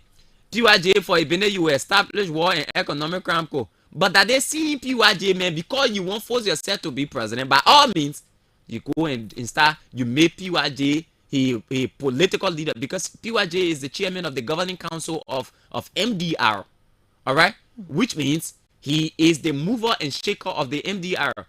Kunja in our play as a ceremonious political leader. Everyone knows that. As a ceremonious political leader, the sharks are being caught by Prince Johnson. So basically, it's more about the invisible face of Prince Johnson on the Unity Party ticket as opposed to Jeremiah Kun on the ticket. So Cummins is saying, you want me away shortcut to presidency, so you decided to choose Kun. But you can't compromise your values on the basis of wanting to get what you desperately want. So in this case, Cummins has always been considered as a man who's desperate. I don't know who's desperate at this stage, where you have to compromise your values in order to get to the presidency. Now, the integrity issue, I think Cummins does not stand ready and prepared to talk about integrity issue. Once your name is not clear, now, when you are accused, it's not that you are found guilty. No, you are not found guilty. But in Western societies, all right, in countries where democracy thrives, the fact that you are even accused, you see people resigning. They're not because they're guilty that why they resign, but because they want to clear their name. And you see people disassociating themselves from institutions and individuals on the basis of allegations levied against them, not because they are guilty, but because they want to make sure they exonerate themselves. So the fact that Ability has not exonerated himself on all of those allegations that have been made against him, it is again an unwise decision to have Ability in your corridors and still speak about integrity. So Cummins is wrong on this one. He cannot be preaching integrity to Joseph Boakai. No, he can't do that. You still got Ability around you. It's not that Ability is guilty, but the fact that he's been accused makes him someone who's who has an integrity issue, which means he should not be anywhere around Cummins. So Dennis, that's it. Let's go back. Let's go to the lines and hear what our listeners have to say. We are not know-it-alls. We've just given our perspectives on those issues. You may have your view. We tolerate any view that is raised here. 0777 105 100 0555 105 100 are the numbers. Good morning. Good morning. Yes, I'm getting you now. All right, thank you. I want to say money to Danny Nestle. So you, City. But I would like to say you carry on so many further analysis this morning. My name is Chuck Bigger Jr. and I join you from my usual residence in district number 12. That's why you get a chance, check. Go ahead. Your analysis are 40 this morning. Doesn't reach even 45 or 41. Okay. But I would like to view it one after the other. Yeah, I beg you. In that. Yes, sorry, please. Hello. Let me. Yeah. Your 1 minute starts from now. I want you to speak in the space of 1 minute. Yeah. Yeah. Okay. I'm coming. I'm coming. The question I want to ask you.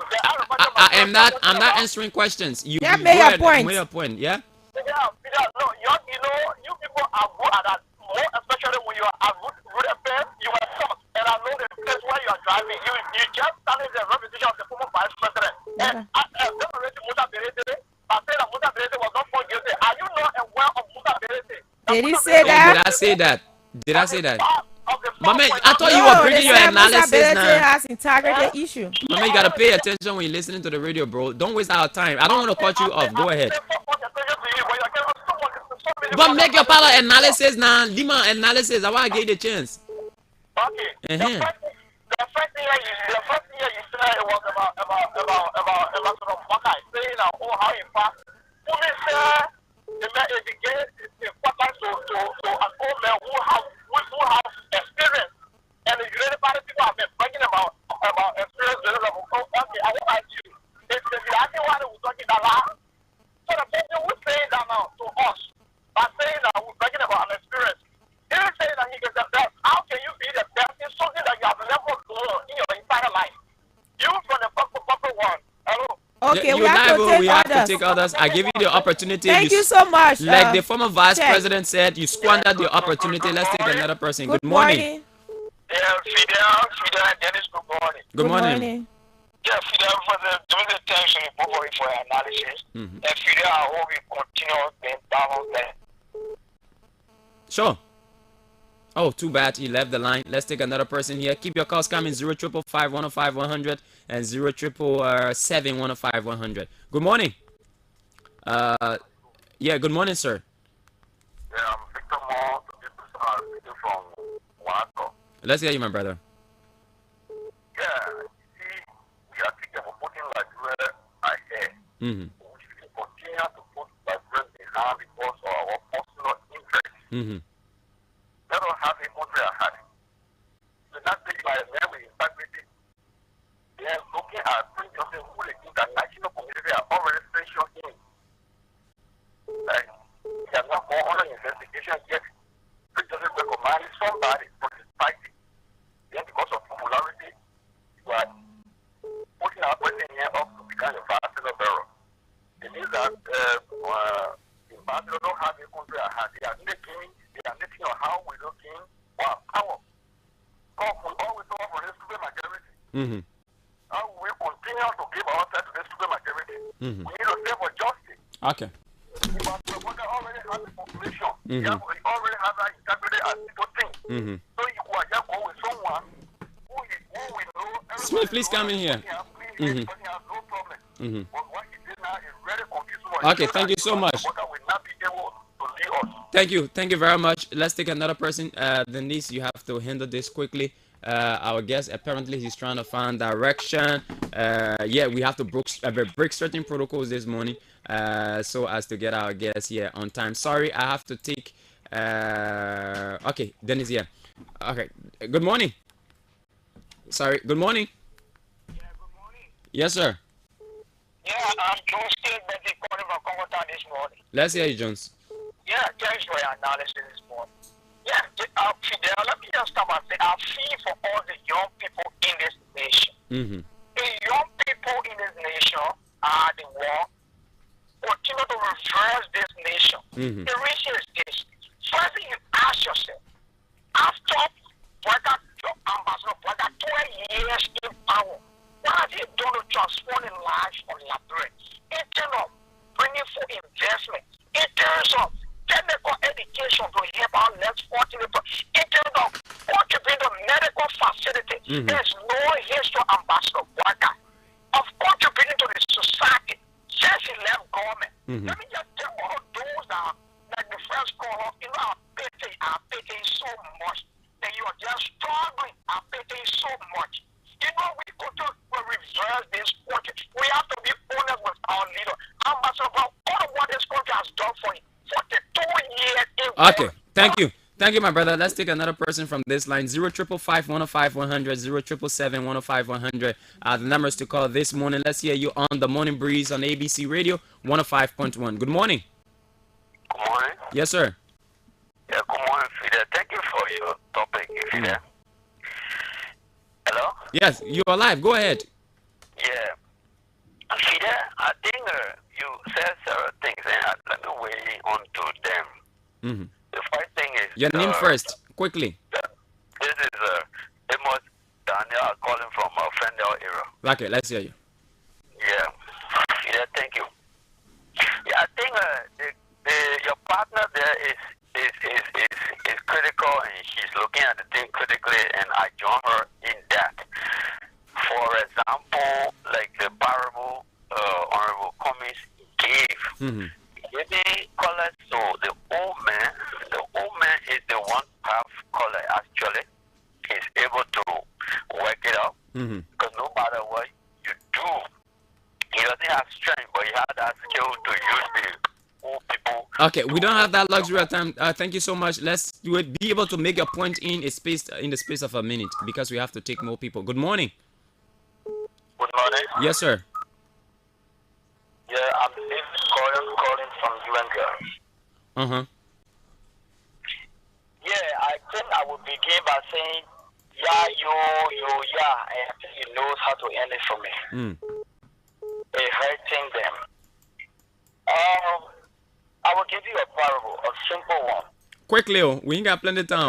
Yes, this parable is not because my mother representing Ambassador Joseph Nyama. Not because my mother is in me, as you saw Babu Tete representing I mean, you already understand. Okay, all right, thank you. Thank you. Yes, let's take we've been unfair to this line. Good morning.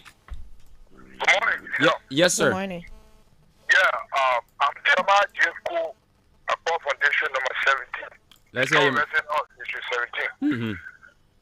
Yeah, thank you very much for the topics on the discussion this morning. But my attention has been drawn to two things quickly. The first one pertaining the dismissal of the Post and Telecommunication Minister. It just shows that the president of this country is not in charge of the country. Seriously. That just is why I get to see to that issue. That the president of this country is not in charge. He is controlled by other people. So let's leave that to the issue of the former vice president. I want to bring this thing to the scripture that quickly. says when the woman who was caught in the act of adultery, and she was brought to Jesus, the people wanted to see more. So Jesus told the people that. Oh, sorry, we lost that person. Yeah, the middle doing it private. Yeah, 0777. We shortly go for our break. But let's take more of your calls. A few more calls.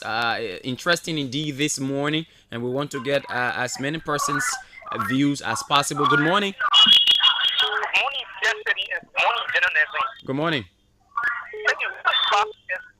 Only the national conversation from different people to Flower Town. You know, the issue of CPP, when Hello? Hello? The man, I don't know, he froze or what. Good morning. Good morning. Let's hear you there. Yeah, since then he's out being a listening role this morning, but I just want to give you a checkpoint. People in Pastor Parker is part of government laws, and people don't pay tax to Pastor Parker. We pay tax to the president. He's our president. He wants to ensure that our hospital and clinic fill with drugs. Thank you. Okay, all right. Well, I don't know who's the hospital he's going to be. Good morning. What happened to the line? I think trying to say they should hold the president accountable than the vice president. Good morning. Hello? Yes, sir. Good morning to you. Morning. My name is Sarah Johnson, a resident of Kawa, Georgia Town Center, calling this morning, pulling in from the office of the incoming President Ambassador Joseph Nyama Bwaka. Okay, nice to have you. Let's hear you. My brother, let me say something to you. If at all you know with ESA, you don't want to be a manager for ABC radio station, don't apply. Simple. President, we are you very well that you don't able to see the affair of the country. You should have come to the black people to see my people. I can deliver the country. I can liberate the country. But for Liberian people to trust him with the authority, in return to be looking at lawmakers who are just being elected for that law still going to be taken to him to say, Mr. President, do they. It tells me that the executive branch take order from the legislature. Members from the legislature. And in that kind of situation, a brings shame and disgrace to the executive branch of government. Okay, my brother. Thank you. You see, it's very sorrowful that you do government inclusion just because somebody when they associate with a political party, and don't forget the individual is a channel of the institution, then you decide to give them a resignation letter or to give them suspension letter or dismiss letter. Impeachment is great to people. There is what today coming out China being impeached and impeachment today because your environment today we are like government. Thank you, my brother. Thank you for giving the opportunity. Thank you. Let's take 2 more. Good morning. Yeah. Good morning. Yeah, good morning. We good. Thank you. And I want to say morning to Dennis Nesse. I was in fact when you cut me off. Sure. No, I can't cut you off, bro. You went off. You went off. That's it. I didn't cut you off. Okay, then I want to speak to the CPP issues. Maybe you are not aware of the CPP issues as to how CPP come up. But I would like to say this to you. Give me your colleague, Sylvester Sebastian Jiba, when you are on Joy FM. Sylvester Sebastian Jiba, play that recording for me on Joy FM. They started with Musa Hassan Berede and supported by Alexander Berede Kumis. They said that 3 casualties they were supposed to go honor before they can go to the convention. One, the BBS voter perception survey, 2, the consensus, right? And then 3, and the last one will be the convention. But that's 2 things over there. What happens? Kumis started jumping into other people's political parties. That Kumis brought block voting. This is what they not brought the block voting. That Unity Party, right? That was the beginning of the confusion in it. Thank you very much. You won't tell me about CPP confusion. Tell that I will not follow. Good morning. Yeah. Good morning. Good morning. Please lower your radio. Your monitor. ready. Yeah. So, folks, we have to go for our break. I know everyone wants to have their opinion on the issues, but we have to take our break. At 9 o'clock, a little past 9 o'clock, we'll take District Number 9 representative, Nima County District Number 9 representative, Johnson Weglo, a seasoned educator. Yeah, I mean he's been around the classroom for a long time. Let's take this break and be right back on the Morning Breeze on ABC Radio 105.1.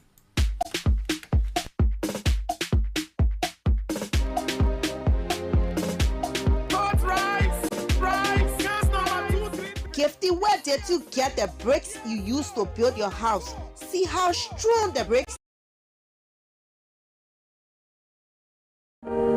Say you don't give up on me.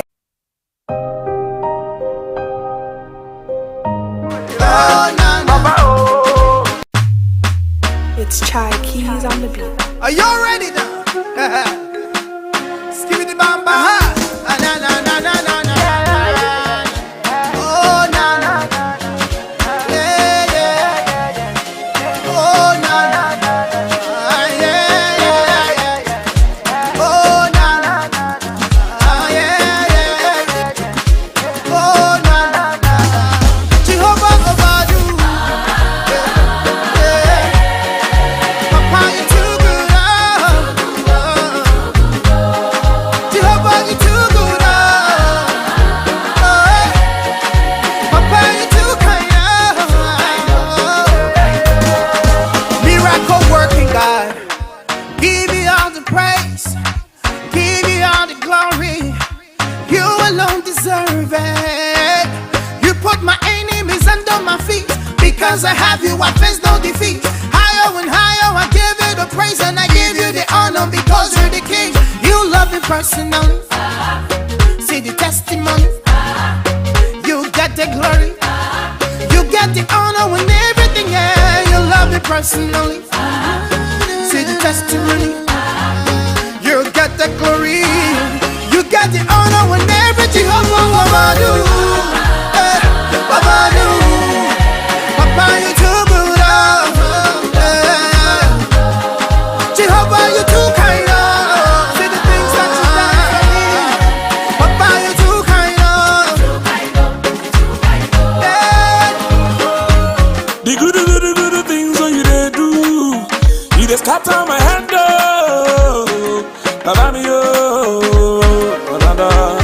For the many blessings you bless me, I cannot tell it all. I thank you. You love me personally. See the testimony. You get the glory, Lord. You know you love me personally. see my testimony. You get the glory, Lord. Yeah. Mama, you do right now. What an enemy you are. Mama, you do right.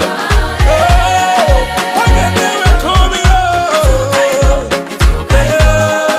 Mama, you do right now. What an enemy you are. Mama, you do right. What can never call me up. Are you ready now?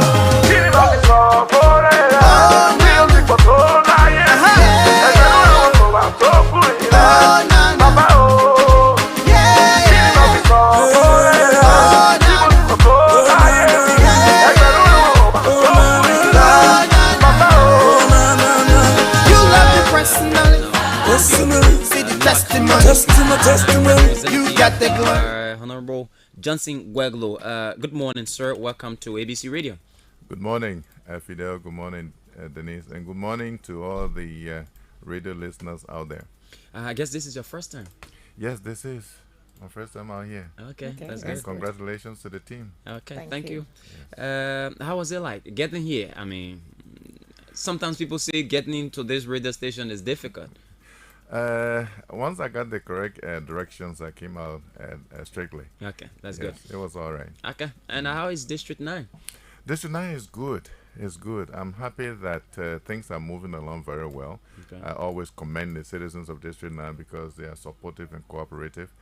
With all the interventions we have done, they have all succeeded because the citizenry, has been supportive and receptive to what we have been doing. So that's a plus. Okay, that's good. Now, before we go to District 9 politics and politics in general, how was transitioning from being in the education sector to now being a statesman, specifically in the legislature?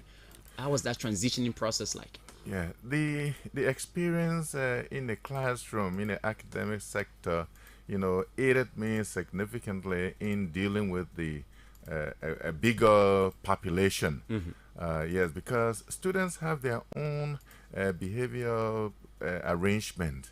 They have their own interest areas. They have their own ways and means of conducting themselves. Okay. And so the challenges there, we were able to manage it while we were in the academic sector. And so it transitioned us well in dealing with another sector that is politically charged. Because sometimes human behavior is just one that is not in straight jacket. You get up in the morning, something else happens based on how you went to bed and got up. And so you have to learn to deal with that. So the experience from the academia, help us to realize that indeed you will deal with different orientations. You will deal with different expectations. Some are real, some are just unreal. You have to create the balancing act, so as to respond to, all the conditions that are there. So I think you still have a fair share in terms of dealing with that because you had the committee on education and also a member of the board of trustee of Nima County University. Yes, at the legislature, I'm now the chair on rules of an administration, but an emeritus on the committee on education. Yes. And with the Nima University, I'm the chair of the board of trustees, and which is another challenge. How to develop policies to govern, both the administration and the student body. So that is going well so far. But I'm having fun with it. I'm enjoying it because the confidence that has been reposed in me, has to be lived up to.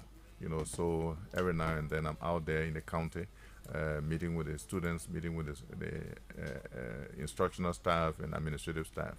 With that, in terms before he comes in and with politics, with that, in terms of the educational sector, you have been around. How is that in terms of those things that you foresee in the right direction?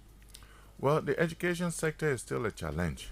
There has been some improvements made, but generally we are on a trajectory that tells us that there are some incremental improvements, and that's very important because a major thing was having access to tertiary education. And the doors have now been opened, where almost more than half of the counties in this country have community college. Yeah, and that is important. So they don't have to reposition themselves outside of their locality to come to Monrovia or come to Banga, to go to and obtain college education. I think that is important because after high school, you must advance yourself. And you can stay in Sino and go to college, stay in Lima, stay in Grand Jeddah, and so forth and so on. We also like to note that affordability has been a hindrance, to obtaining education. And we are pleased to note that a free education, tertiary education program is working well. It has granted an opportunity for parents and students, to get into school. Even a WIAC fees program, where students had difficulties with their parents paying their WIAC fees. Some leverage has been given now, and so access to tertiary education has now improved, and is a commendable feature. And you do not place emphasis on the quality, of the level of education being delivered now. Yes, quality is important. That's why we are pleased to even note that not too long ago, a group of instructors came from ECOWAS, to add on to, the ones that we have here. And we expect and hope that as they have come, they will add value to the process. Because at the end of the day, quality education is important. It factors in student engagement, it factors in capabilities of the instructional staff, it factors in even the environment. They all add value to lead up to quality education. And so our in-service programs, there's an education policy program that was discussed in Ganta, Nimba County the other day. All the sectors came together to see how they can collaborate, for us to have the outcome that we desire in this country, which is quality education. And so we are moving there. We're getting there. Okay. Talking about the tertiary education in terms of vocational institutions, there has been this complaint about the MVDC. Have you any experience of visiting that area? No, unfortunately, I've not visited that area, but I've heard, the concerns as well. Vocational institutions are like a gap filling activity between high school and formal college education. That's where you learn vocation. That's where you learn trade. Yes. Yes. And so it is important for people who are in that area to be, to be properly trained, and to meet the standards, because those are hands-on people. If you come out there, for example, and major in heavy-duty mechanics, you must come out and perform to the betterment so that you don't create problems for people who need your services. So yes, we need to pay attention to it. We engaged the Ministry of Youth and Sports at one time to tell us their program in relation to upgrading the standards of those TVETs. And MTV MVTC is one of them. Yes. Yeah, and so he laid out a plan that we hope that they are following religiously. Okay. All right. Now, was there an expectation, from you when you were going to the legislature, that has far been reached or exceeded based on your experience at the legislature? Yes. There's something you call anticipatory, reflection.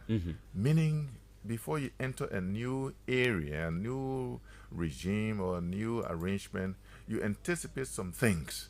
When I get there, this would be like this, that would be like that. There were some programs that we expected to have been carried through, particularly developmental activities.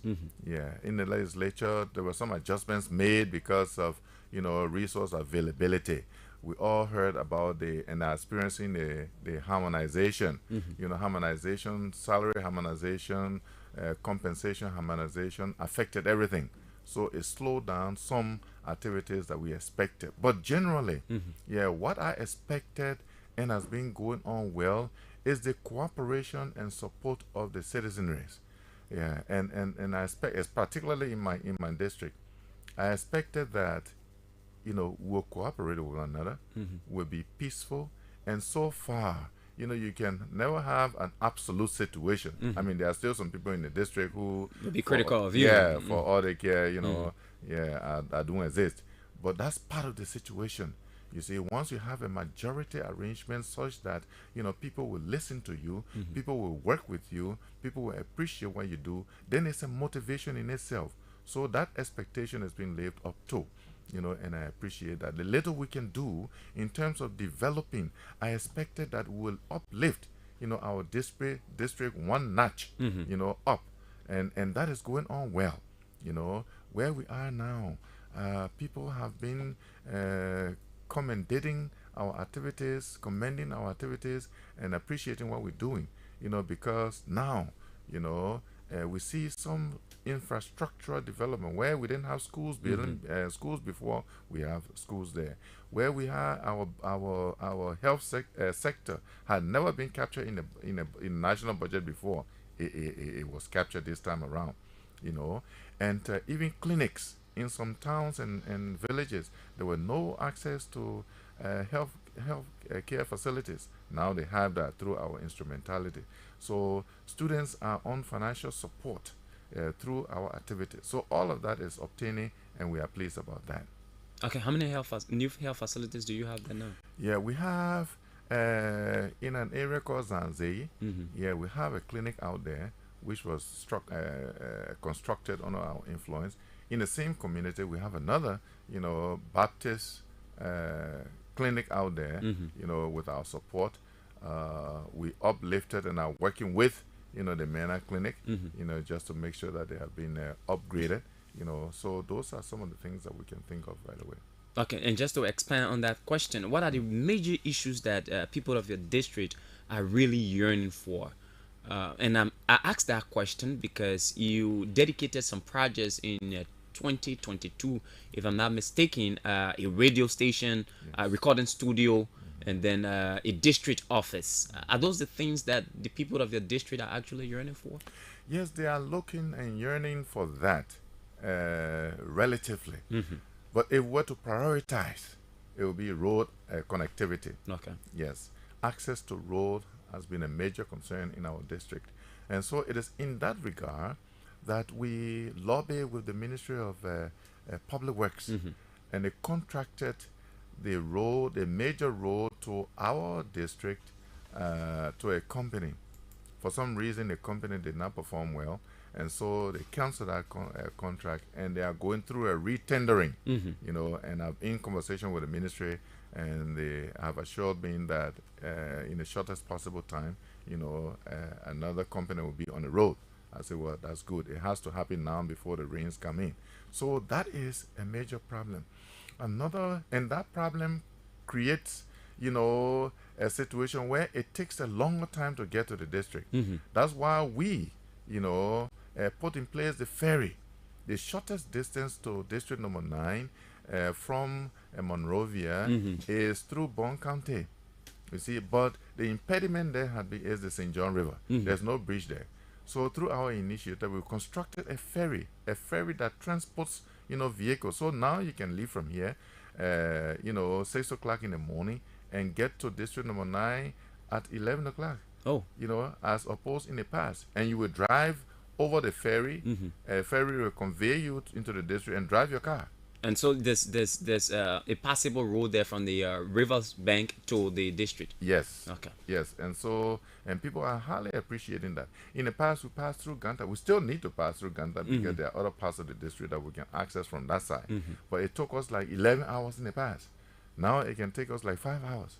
That's good. So that and the easier the access is to your area, the better it is economically, you know, and otherwise. Because if you need to bring your goods and services, you don't want to spend a whole day just traveling.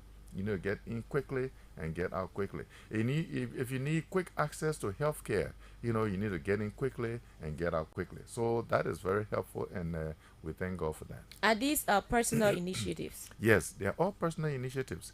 The role that the Polyworks is doing is, of course, government project.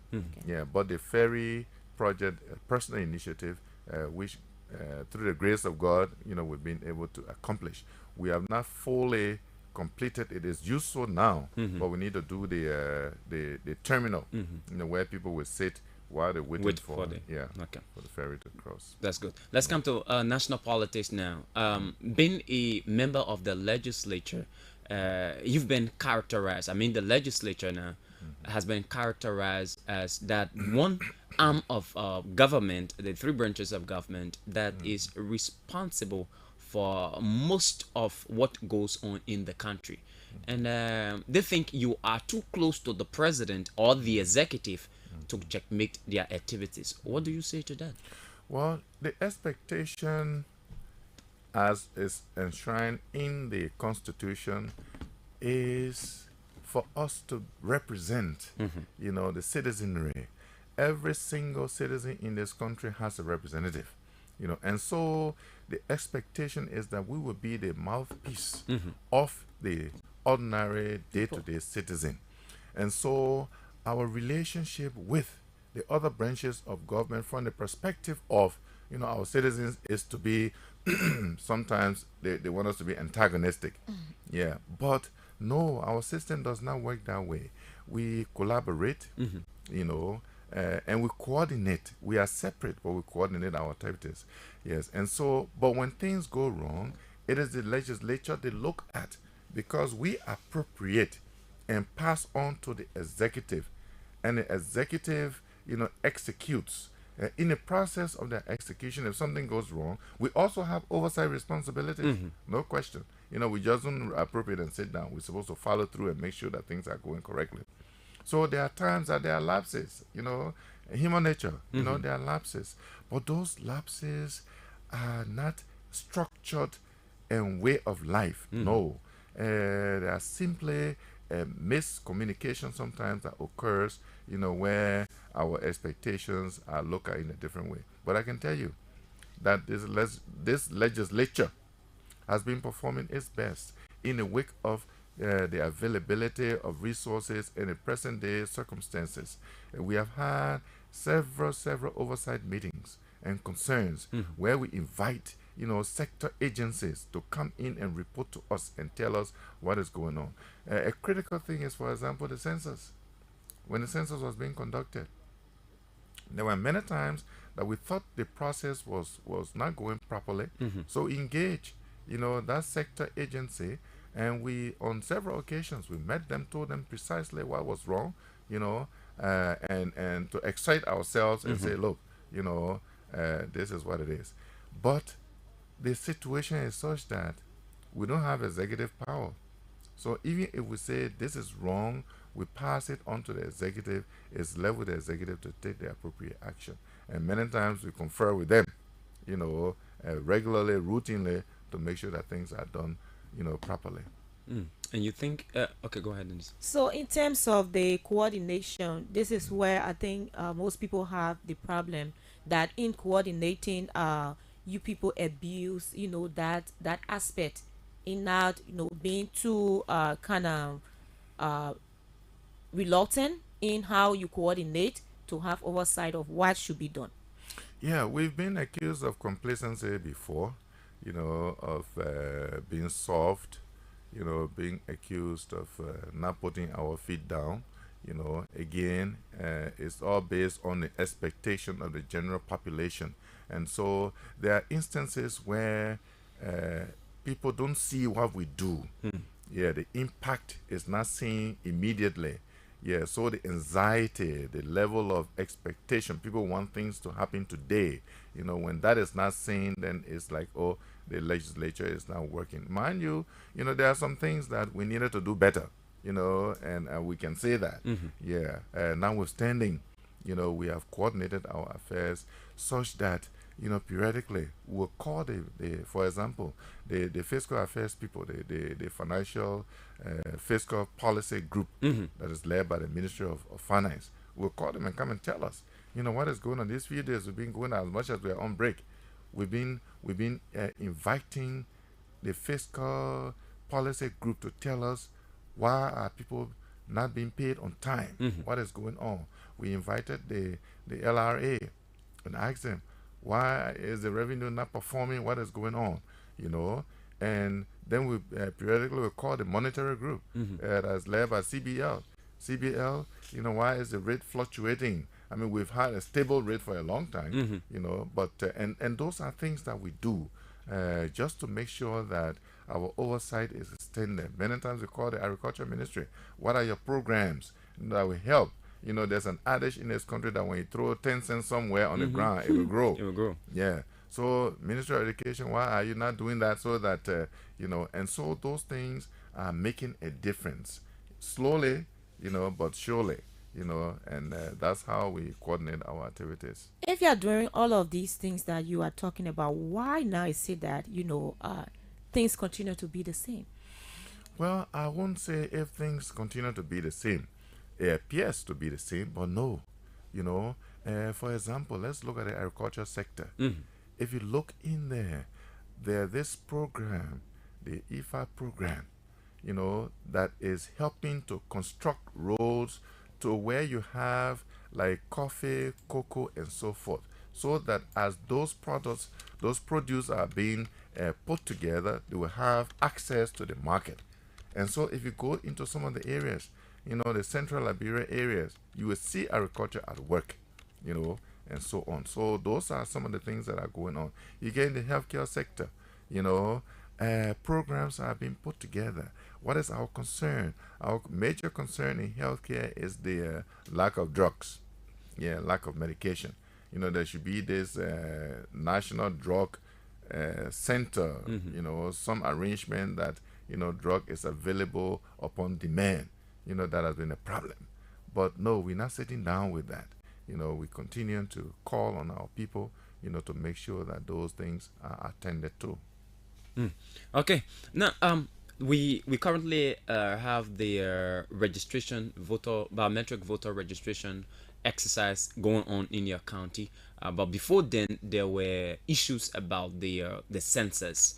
There were many people who believed that the census was not conducted the way it should have, and they believe that the legislature was very condoning in accepting the results that was submitted to it by the legis. How do you respond to that? Well, the legislature, I can say without fear of contradiction that indeed has serious reservation with the manner in which the census was conducted. There were several times we were vocal on it, not as a way of condemnation, but as a way for the folks to do what was right. Yes. So we had several meetings with the administrators at LGIS, including our international partners, and expressed our dissatisfaction because the education process, the preceding, those things that needed to precede, the actual enumeration of people did not happen, timely. So it placed, the whole process in jeopardy, and we raised alarm at that, And so when the results were given, we also, raised issues with that, And at this time, the partners who even supported the process came out and said, okay, we accept, the results. It went on, There is no system that is foolproof, clearly. But notwithstanding, there's a margin of error, and that's what you look at. If the margin of error is high, then there are questionable things. If the margin of error is low, then you say, well, errors can happen in things, and these things are acceptable and not acceptable. But we still, question the legitimacy, the integrity of that census information. So we have our own concerns with that. Okay. And how far is the legislature willing to go to ensure that the right thing is done? When we get back, we are on break right now. when we get back, I'm sure that will be part of the discussion. The information has come, but I think it came when we were on break. So when we get back, on May 17th, then it will be brought on the floor, and we will have that discussion. Okay. Now, have you done your registration already? No, I haven't done that yet. Oh, why? Yes. And I will do it. Oh, you will do it? Yes. What I'm doing is just encouraging, our citizens to go and register. Okay. And so I've been in and out of the district, just perambulating here and there, just to make sure that our people see the importance and significance of registering, because registration is not for us who are aspiring or who want to be elected. I mean, eventually, you will want their support. Yeah, we'll want their support. But it's to determine the number of voters in your area. That can lead to some demographic information and demographic decision. You see, and that is very important, because in the different areas, you want to stay where you are to register. Then that tells us the voting population is on this side, is on the other side. So, and population density invites development. That's what the development partners use, to channel the development activities in a particular location. So we tell our people, stay here, because that is your alienable right. Alienable right. You see, that you must exercise. That's your voice. That's your power. That's your strength. So if you don't register to vote, then actually you are voting. By not voting, you're voting. Silent voting. Yes. So we're encouraging our people to do that, and they are turning out in numbers. The equipment has been problematic in some areas, and this is the first time for us to use this BVR. And so sometimes the equipment failure here, it will take a day for them to fix it up, and so those challenges are there. But that's a teething problem, and so we'll overcome that. And you may mention a key issue about development in terms of the number of people that register. It has an impact to influence development and support in that area. And I think the issue of awareness, that's where it's lacking, because many people believe it's only about getting the voter card to go and vote for a person, so they don't see it like that. That's true. That point is well made, because we try to tell our people, because they come and say, oh, yeah, I'm a student in so and so place, so I want to go, carry me to register. I say, well, I will add your transportation, but it is not an expectation. It should be out of your own volition. You should decide yourself and say, well, I want to be a part of the process, so I'm going out there, whether I have to walk and go or borrow money to pay my way and go, just to register, and let me be among the numbers. Let it be clear that I'm from this area and I have my voter's card, and it demonstrates that I'm a patriotic citizen ready to participate in any electoral process. So that is very important, that mindset. Don't wait for somebody to carry you, because you think you want to carry your vote. No, just do it on your own. Once you are registered, we'll come to you now to campaign. And say who to vote for. Who to vote for, who not to vote for. Okay, but you spoke about the defaults in some of the machines being used by the National Elections Commission, and this will weigh in on the number of people who are to register. You from a district where people live in hard to reach places, and sometimes they have to abandon their daily activities just to go and register. In instances where these machines experience defaults, the people go back and then they never come back. That is true. That's why we have created a situation where we have identified means of transportation, for them, and that's why I'm saying, well, I'll register later, but make sure that our people who are here do register. And that experience has been realized in some areas. Where you go, the people come and say, well, look, everybody come from your villages and come in town and register. Then they come, then the machine is down. Then they grumble, oh, I can't stay in town whole day, 2 days, so I got to go back. Then you got to send back for them when the machine is up, to come and register. So that is a challenge. In some instances, we have had to provide generator, because the thing is solar panel arrangement. So the day the weather is not good, then the machine don't work. So then they go to a backup generator and say, well, we have the population is high. We don't want to risk, a situation where when May 11th come, some people would not have registered who were available to register. So those interventions are being made, so that the process can be smooth. When anything happens, for example, they had to change, the printer and things, and we tell the community people, we try to stay away from that, but the community people that look, whenever something goes wrong, you'll create a condition to carry the people to fix the equipment, so they can come back for us to have this registration on time. Okay. So you talk about the issue about providing a motorbikes. Sometimes when they come and there's problem, they have to go back.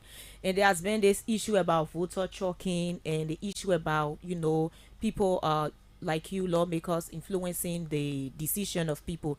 Don't you think that people will see that as a means of, coercion or influencing those that are going to register? The issue of trucking is seriously a concern. And we encourage all our people not to be allowed to be trucked. You see, we call on our aspirants and even incumbents like us who are seeking re-election not to encourage trucking, because it's important for you to stay in your locality so your numbers will be determined. I'm from district number 1, Montserrat County. Let me remain in district number 1, Montserrat County, to be counted. The issue of the internal movement is what we're talking about. Yes. Yeah. So in district number 9, Nimba County, there are 78 towns. That's 10% of the towns in Nimba County. 780 towns. We've got 78 of them in district number 9. Out of that, we have 39 towns where the registration is going on.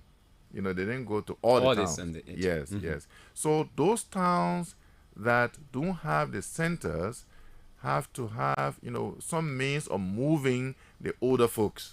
Yeah, those handicapped, those older people. So that's how we provided the motorbikes, to move them internally, but not to move them from district to district, no, because we are seriously against that.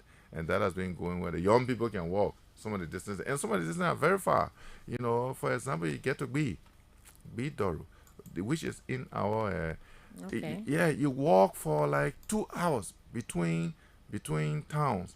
And people get reluctant, and say, oh, well, what am I going to get out of their vote? So why I should walk 2 hours to go, 2 hours to come back just to register?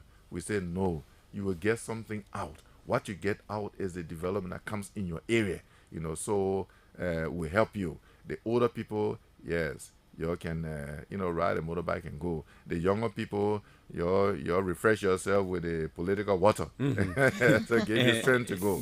Yeah, so that's how it is. Okay. So are you still a member of the Victory for Change Party? No. I mean, once I was a member before. I'm still, a member emeritus, but I've joined a CDC. And I've officially declared my intention and membership, with them, so I'm not a sedition. Okay, does it appear like you will be chosen on the party's ticket, or have you been chosen? Are you the one running on the party's ticket in District 9? Yes, I am, but that determination has not been made yet by the party. But you are positive? Yes, I'm positive. Yeah, because we got to get to a point where we'll go through the primaries and so forth, or whatever mechanism that will be used, to identify the party. Yeah. What a consensus, whatever it is. Yes. Now, we are at the verge of going to elections, October. Yes. There is this, there are blocks being formed to unseat the CDC government. And one of the major blocks is your county, Nimba. It's been seen as a vote-rich county. Yes. I don't know whether you share the idea that Prince Johnson is the political godfather of Nimba County. Do you share the idea? Yes, I share the idea. Okay. He has twisted his support from the CDC through his party, the MDR, to the Unity Party. What threat does that collaboration pose to the re-election of the CDC government? Well, thank you. And indeed, Nimba is a vote-rich county that all the political maneuvering, the alignment, realignment, the integration, reintegration, a lot of the political leaders are heading to NIMBA to make sure that they build a relationship with NIMBA so as to maximize, their return. Yes, Senator Johnson, I hold him in high esteem. And quote unquote, our era, he is the political godfather. But what I can say is that the tendency where the senator influenced that process, that tendency no longer can be looked at. Okay. Yes. The Nimbayans are beginning to realize that indeed, yes, we respect our senator, but no, when it comes to political decision, we begin to make those political decisions on our own.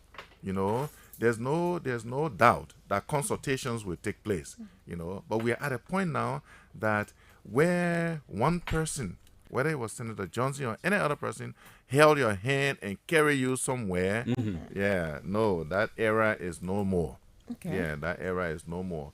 Why do you think it's like that? Because the realization is now that we don't need that kind of arrangement anymore where we have to have somebody, that will lead us, and all of us just troop behind one person, to go somewhere. No, we have graduated from that. We have, been able now to make our own determination, as to where we want to go and how we want to go, where we want to go. So that is the situation that we find ourselves in. And in spite of the fact that, Senator Johnson is the godfather of the county, we have graduated from allowing the godfather to carry us, like he did in the past. We must do so on our own. And so that's why, as much as, everybody going to NIMBA, you get your piece, we get our piece, and hopefully our piece will be more than, Do you think the chances of the opposition Unity Party is ruined? Because perhaps they have that belief, that's why they try to, take the MDR as running mate. Yes, you do all these anticipatory arrangements. Where you say, well, if I align with XYZ person, I think that will help me, to advance the cause and then place me in a better position to win. And all those political calculations are there, but the reality is there also that in the truth of the matter, we're going for president. The vice president is there, to support the president, but the president is the one that is on the ticket, the head of the ticket, and that the president we're going for. So we believe that as much as, the Unity Party has selected a vice running mate from NIMBA, which we respect, we hold them in high esteem, Ambassador Boykai, Senator Kuhn, those are people that we respect one another.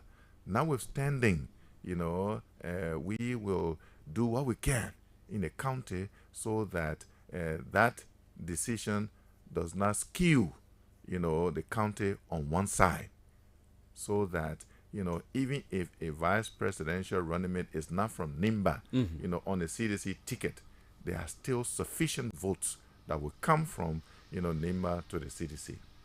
Just yesterday, one of your sons, Post and Telecommunications Minister, Councillor Kopo Kra, was fired by the president because of his association with the Unity Party at a program that was held by the Unity Party at the naming of their running mate.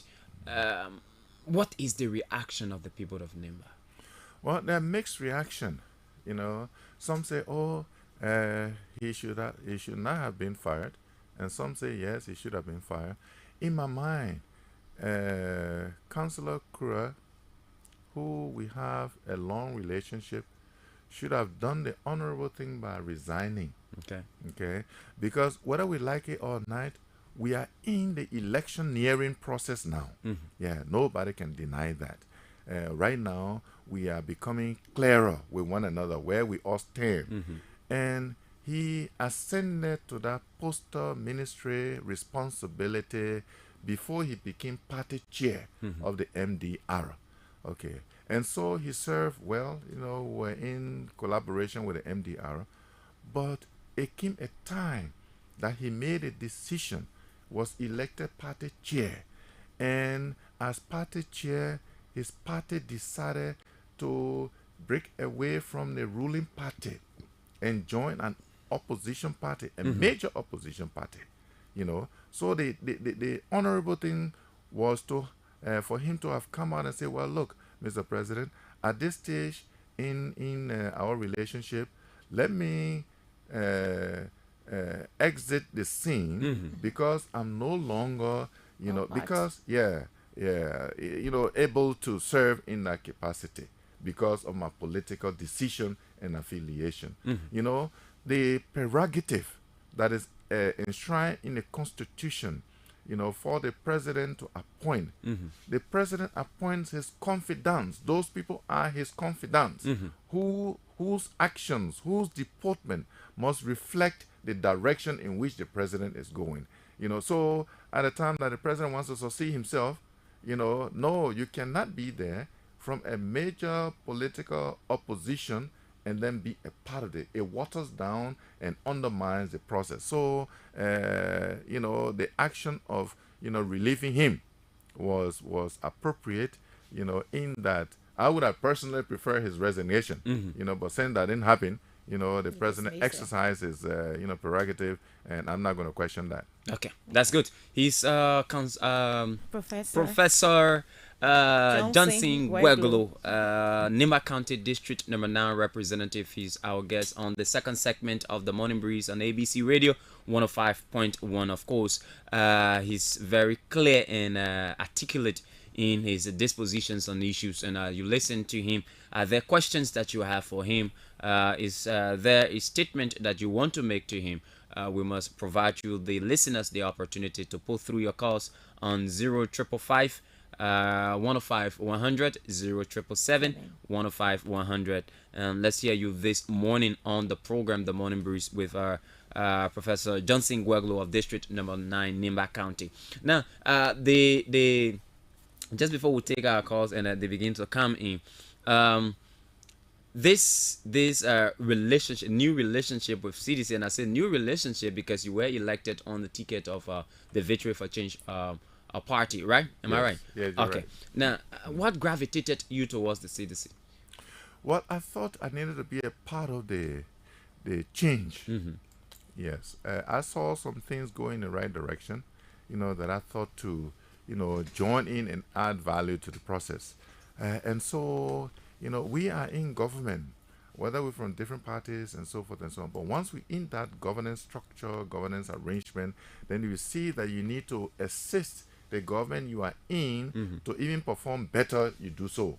And in our own system of governance, for you to do it as an outsider becomes problematic. Okay. Yes. And so that was the driving force, behind my decision to join the CDC, because rural rehabilitation, healthcare sector rehabilitation, education improvement, and all of those things are things that I thought the government was doing well, and it was good for us to join forces so that we can even make it better. Okay, does your statement confirm reports that there are some lawmakers who are to a greater extent not supported, their districts are not supported by the government, the central government, because they are not aligning with the ruling party? Well, I'm not sure about that. What I know that the ruling party is doing is that it is not segregating, its development agenda, because there are legislators who are not. Otherwise, the 540 road would not have been done. Yeah, Honorable Koluba. Yeah, that's his district, but that road work was rehabilitated, to show that the president has no, or the government has no inclination of being selective in its development agenda. What they do is develop a program, and you follow that program, whether it falls in the area of somebody who may not be supportive of you. Okay, and Dennis just re-announced the numbers again, and maybe they're satisfied with the 0770 105 100 0555 105 100. Let's hear you on the lines. Those are numbers to call to be part of the program. Representative Gweglo, even though you just mentioned his name, but I'd like to ask you, Are you, I mean, members of the legislature from the House of Representatives, do you sometimes feel bothered by the way your colleague, Representative Yeke Koluba, approaches issues? Yes, we do. Yeah, we do, because they were honorable. Should be a catchword to guide us in our own deportment, our own behavior, and our own actions. So when you hear an honorable man, using invectives like he does, then it makes you wonder, you see, because our utterances should be examples that others can follow. So it bothers us seriously, because we should not express our thoughts, express our views in the manner in which he does. Yes, we disagree. In the chambers, we have the liberty to, say what we want to say and stuff like that. But, not in manner and fashion in which, because we are governed by the rule, which, I'm in charge of.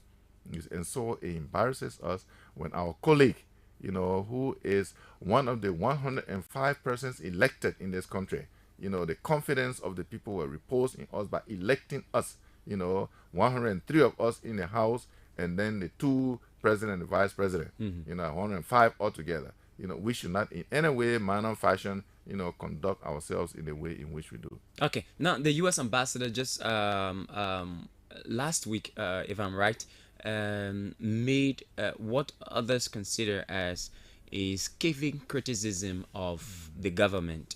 And we've listened to the pro tem responding.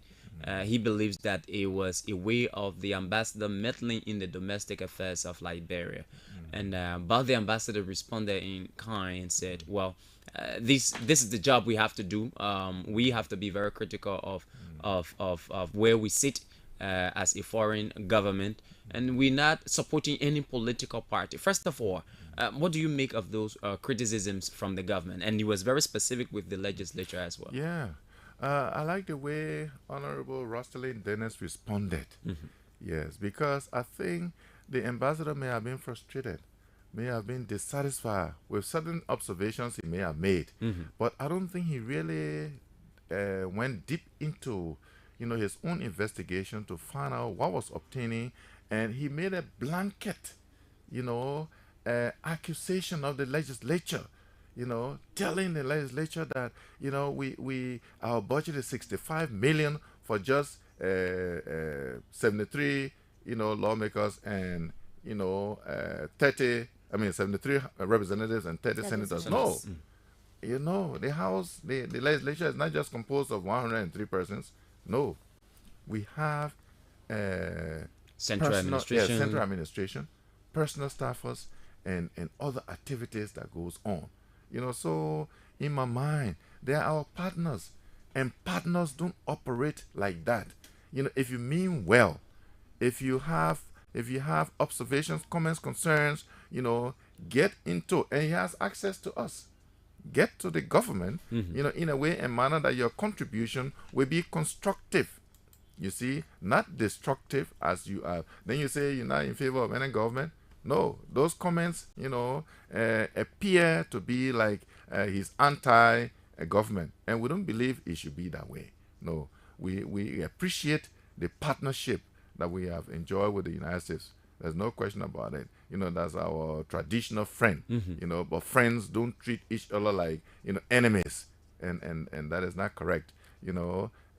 Observations have been made. We could do a landscape of even the American budgetary system, the Congress, what they go through, but the manner in which he came out, in my mind, has serious concerns, and people are responding to it. And my own response is that yes, he may, if he was frustrated with certain things he observed, there was a better way for him to put it than to cast aspersions, like he did. Okay, let's see whether this person has a concern. Good morning. Yes, sir. Yeah. Yep. And let me say good morning to your co-host and also to the lawmaker in the studio. My name is Theophilus T. Toby II, and I joined the conversation Just speak out a bit louder. I followed the conversation with the guest. But let me say two things very quickly. The guest said, answering your question, relative to the dismissal of the post and telecommunication minister, he said, in his opinion, that the minister should have resigned the day that the minister thought to take up the chairmanship with his political party. But let me say this. Minister Cooper Crow, before becoming minister, he's a Liberian. He's entitled to holding office that is public office in the Republic of Nigeria. And that decision can only be made by the president. And that decision can be made by the president. And the same president has the right to fire him. I'm coming, figure out. You cannot tell me it is only physicians that should hold ministerial job in this country. Okay, thank you so much. We have to leave it at that. Good morning. Good morning. Yes, yeah, good morning. And let me say good morning to Dennis and your studio guest. My name is Abin Daniel and I call from the event draft. Let me appreciate the Almighty God for pumping breath into us, our voice to be heard. And also that we appreciate your studio guest this morning.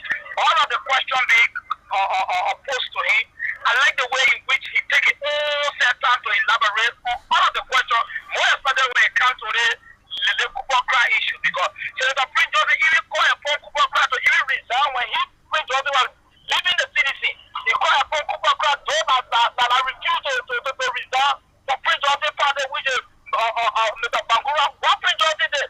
Prince Joseph did expel him for his party. Nobody talk about it, but President, we have people now. They're going to political action. People want to put it in the party so that the planning and go and give President. We are, but I like the representative in studio. I like the way he answered the question. Okay. Thank you so much. Thank you. Thank you very much. Thankfully, Tom is not our friend. But Honorable Gwaglo, again, we'd like to thank you for accepting our invitation, at least at short notice. And how would you like to close? Well, thank you, Fidel. Thank you, Denise, for this opportunity. I just like to say, first of all, thank you for allowing us to be on your platform, just to share our thoughts on some issues. I'd like to close by saying, calling on our citizens to go and register. Those who have not done so through the phase 2 process, let's go out there and register. I also like to call on our citizens to be civil. The sentiments are so high. When I say political battling, it's battling of ideas and not physical. So at the end of the day, we all are in this geographic confine of 43,000 square miles that we call Liberia. So if political decisions don't go our way, that's not the end of the world. We lift up our bag and keep moving. So I just like to call particularly the young people, to remain calm, to be civil, to be respectful of their elders. I'd like to say thank you for this opportunity. As we go into this electioneering exercise, our agenda, our message is development, unity, peace. That's the message I like to, conclude with. We must be united in our efforts. We must do so peacefully. We must have development in our future. Okay. Thank you. Thank you so much. All right, Dennis. Yeah, that is how we like to call your day today on the Morning Breeze, and we will be back on tomorrow for another fascinating and informative edition of the program. Okay, folks, do have yourselves a great day, and remember, Liberia is the only country we have. We must do all we can to keep her peaceful. Do have yourselves a great day. Birthday to Ishmael Smith, our producer. Thank you so much for producing the program. Okay, bye-bye. Bye-bye. Bye.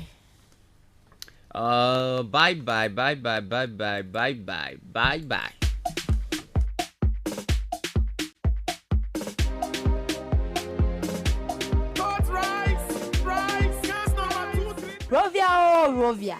Yes, a Rovia Logistics is back.